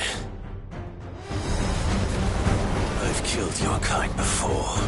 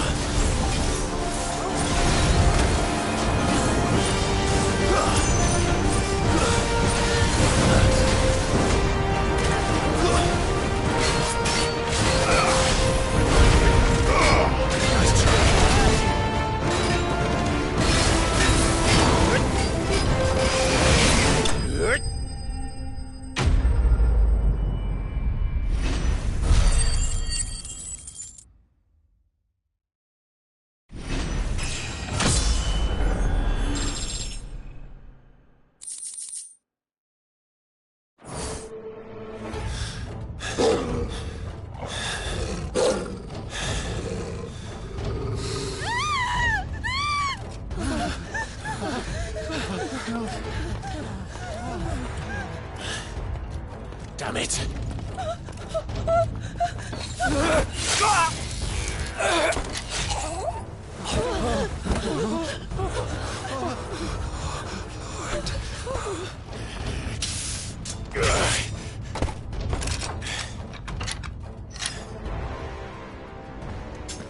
Don't you die. Come on, speak to me. I had to save them, that they might have a chance to find true salvation by devoting themselves to the service of their Lord. Just as I did when the Undying plucked me from the gutter and gave me a cause to believe in. A duty to serve was everything to me, and I would not deny them that fulfillment, even if they must become a Kashik in order to achieve it. Forgive me, my Lord Marquis. I did not mean to trouble you with this. My findings. Could you deliver them to Master Cyril for me? Of course. Your duty will be done.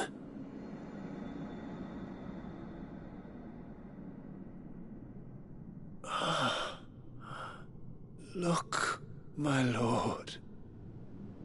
They are saved.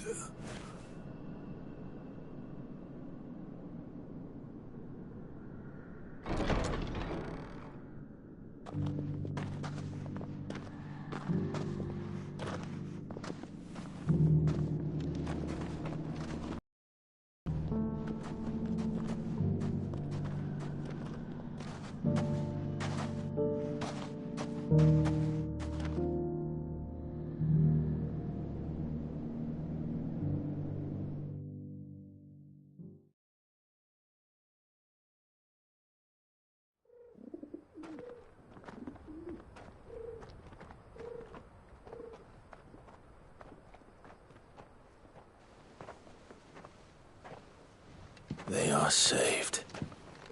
Founder. I should get this report to Cyril. Opportunity beckons.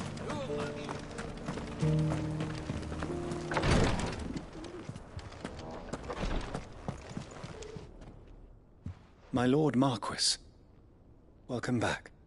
I am glad to see you hale and whole. I met with your third chair, Cyril. He bade me deliver his findings to you.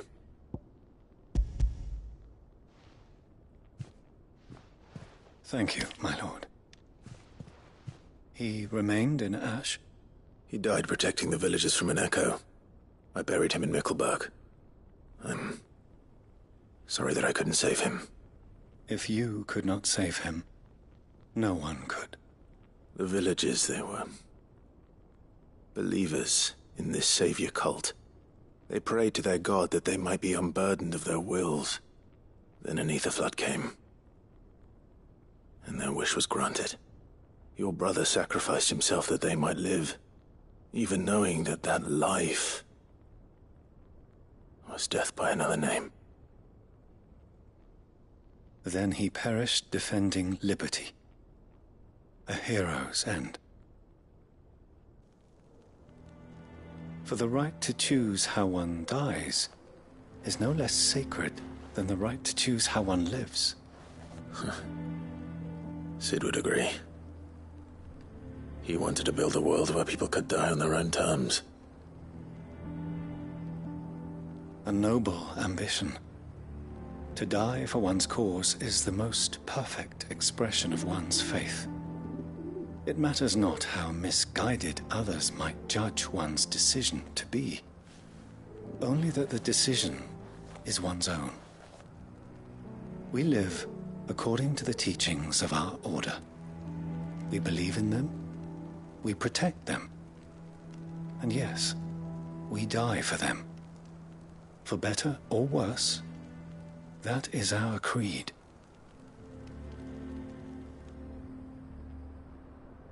But he didn't die for your creed. He died to save them. And you still believe that what he did was right? I believe that he believed it was. We of the Undying are not slaves, but willing servants. And this was his will, the ultimate expression of it. All right. I'd like to know this man's name, Cyril. To know the names of all the Undying who've fallen in the line of duty. They died serving my house. It's only right that I remember them. That is my duty. Of course. I shall fetch the Book of Martyrs at once. My lord, it has been, and shall ever be, the greatest honor of my life to serve House Rosfield.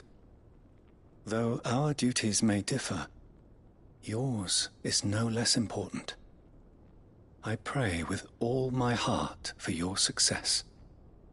And were they here, I have no doubt but that every one of my fallen brothers and sisters would feel the same.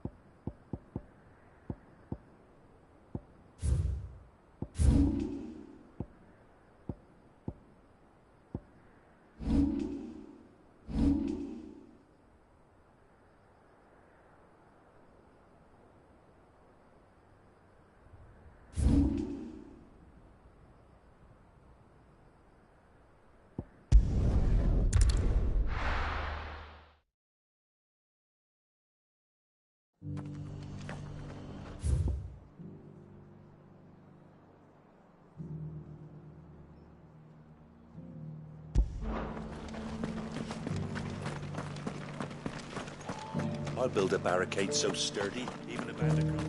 Scouts have reported seeing more Akashic.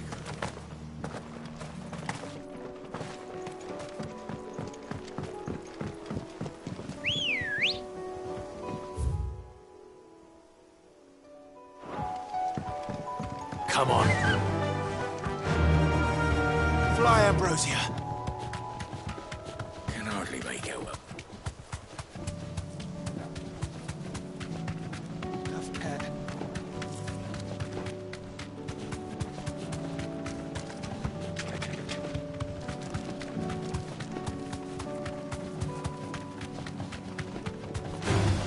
Time to fight.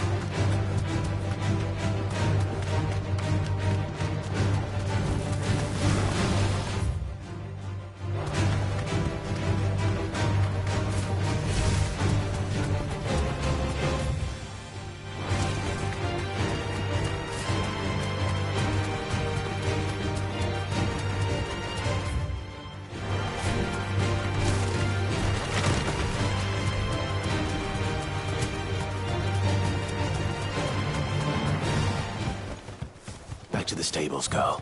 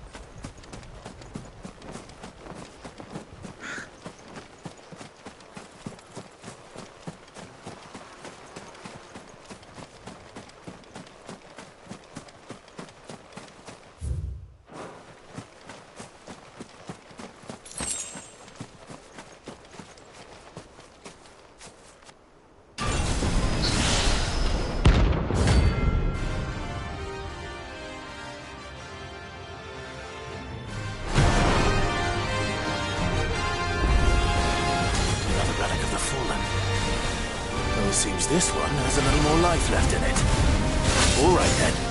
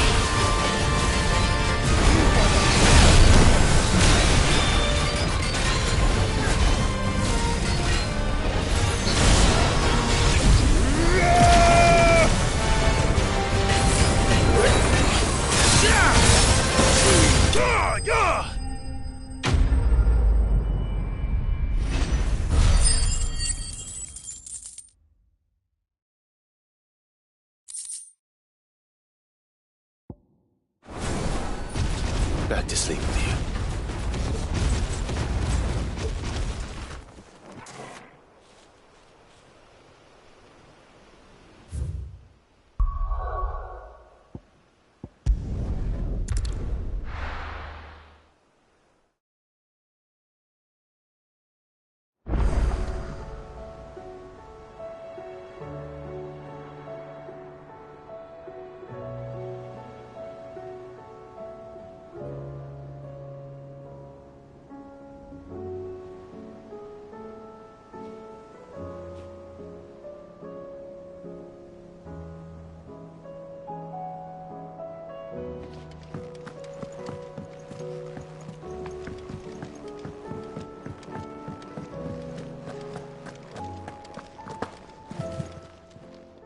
Aye, it's a dangerous world out there.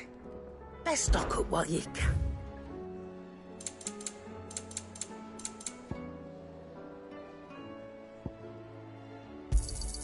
You'll not find a better price than that.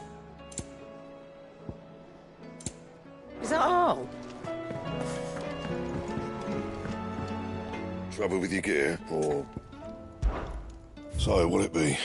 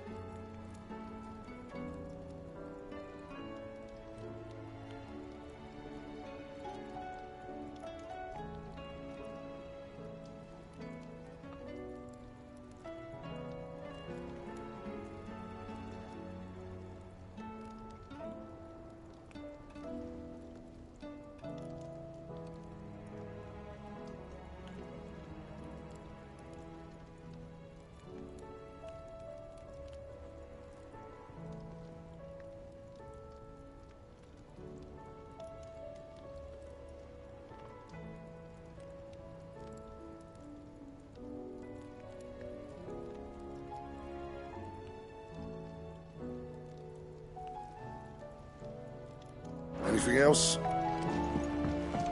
First the skies.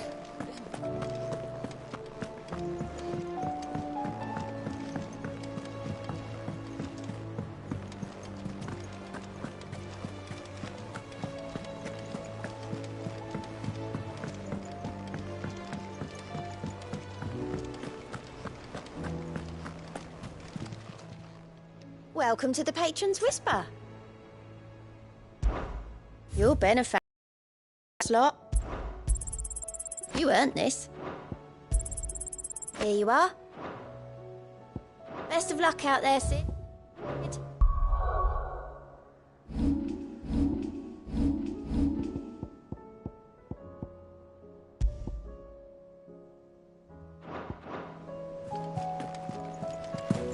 Twinside's hundreds of leagues away.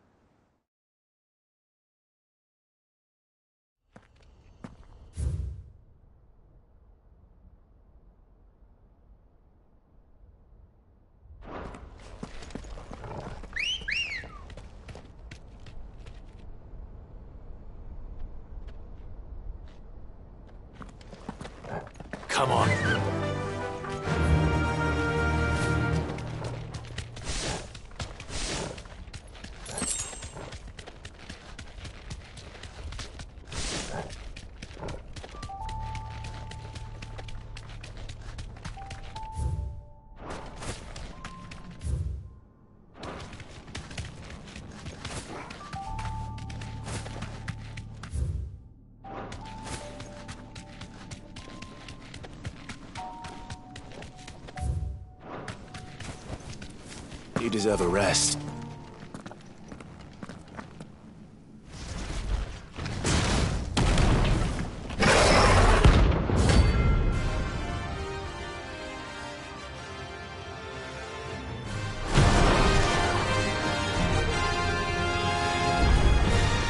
Look who's here to meet us. Pity they don't seem fond of visitors.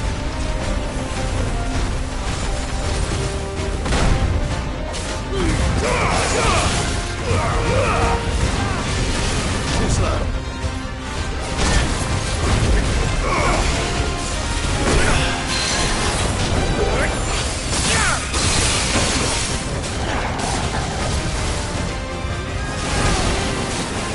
Nice try.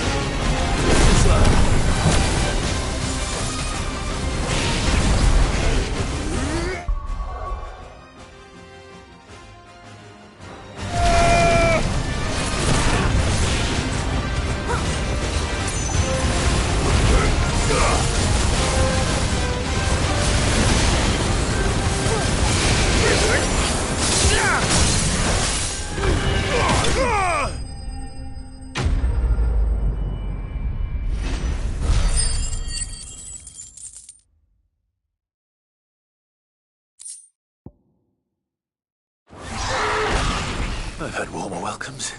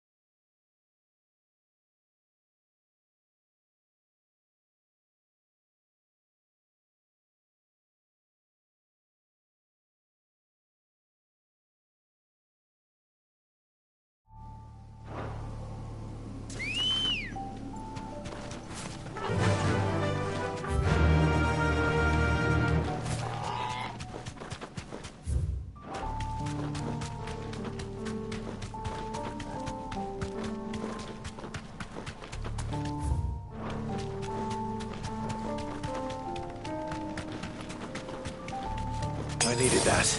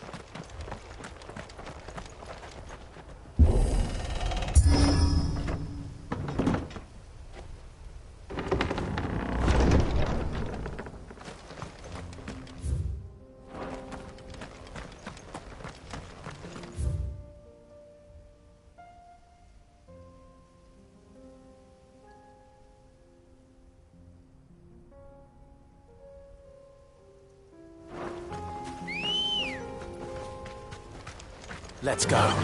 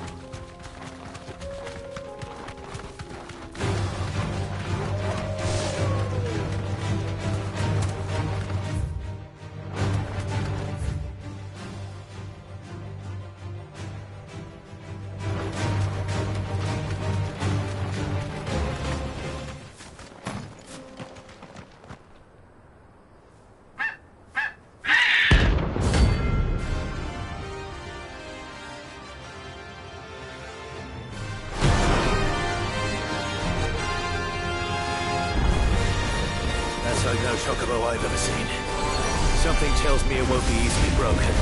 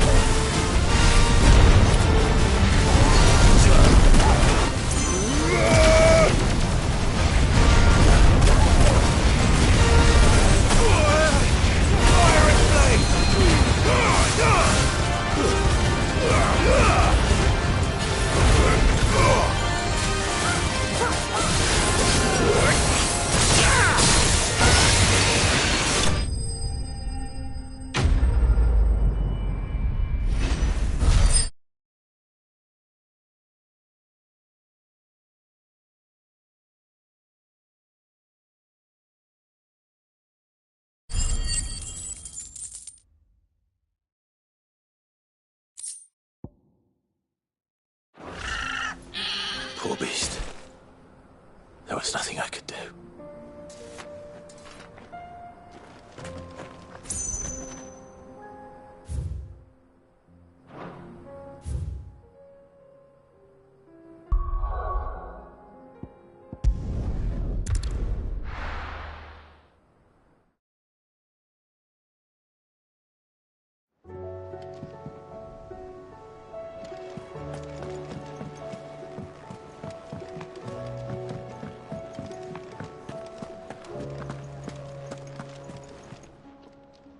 Clive. If you're gonna buy something, be quick about it. You're rubbing me blind, you know.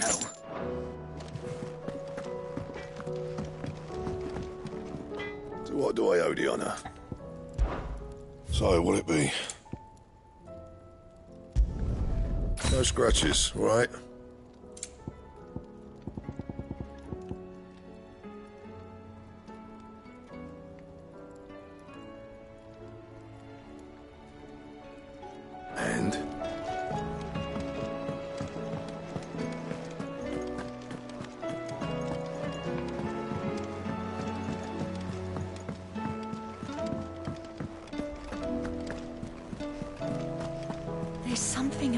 it? I feel like it's calling to me.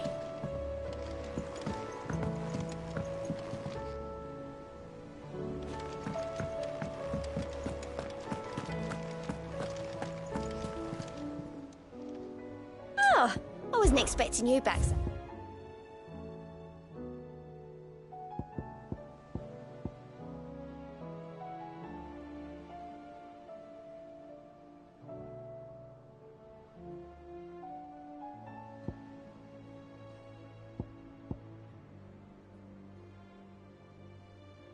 Best of luck out there, Sid.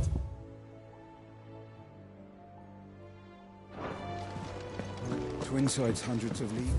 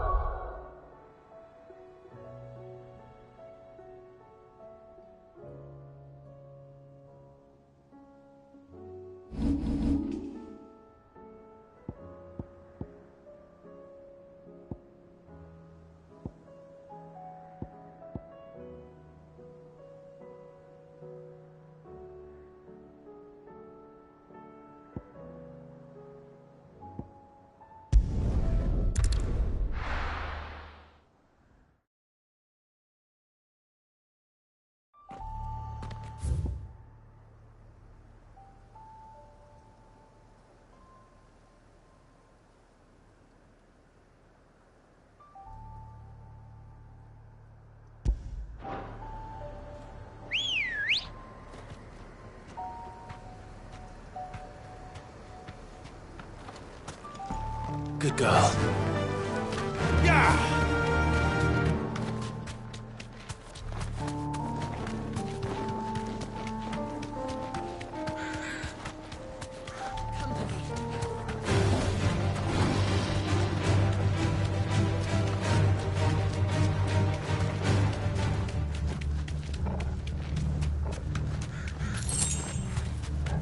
Caution, brother. All right.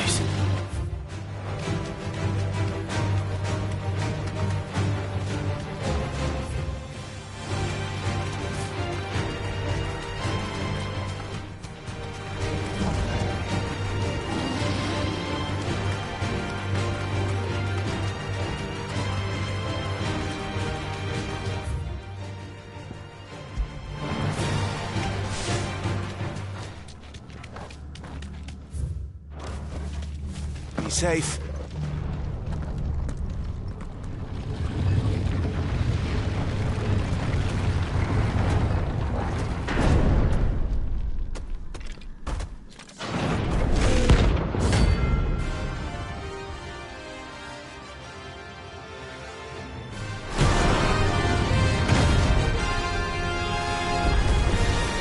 Oh, look. Here's the king of the castle.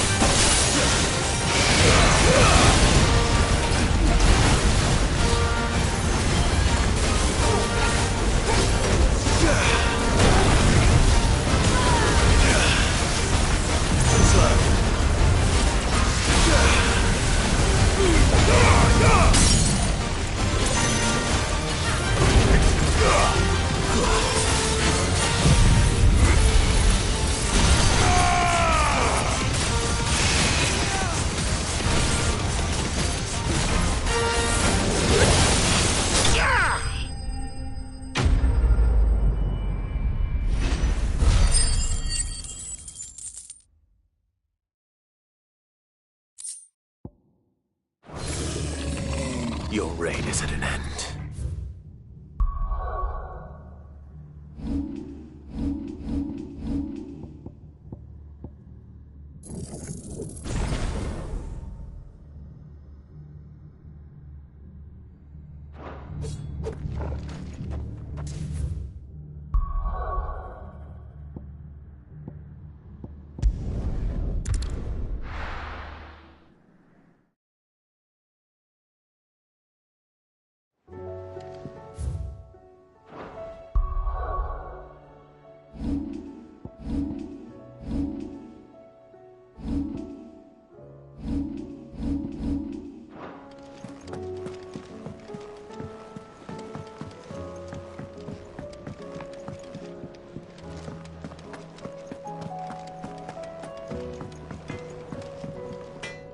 What do I owe the honor?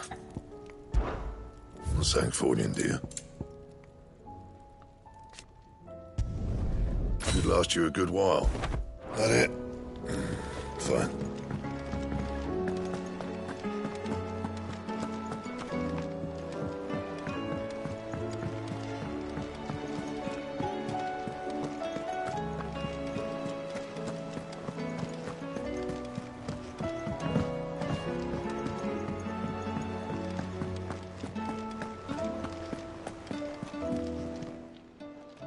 Clive! I don't mean to be gloomy. They need all the help they can get. You watch yourself out there, all right? Oh, I wasn't expecting you back so soon. All in good time, eh?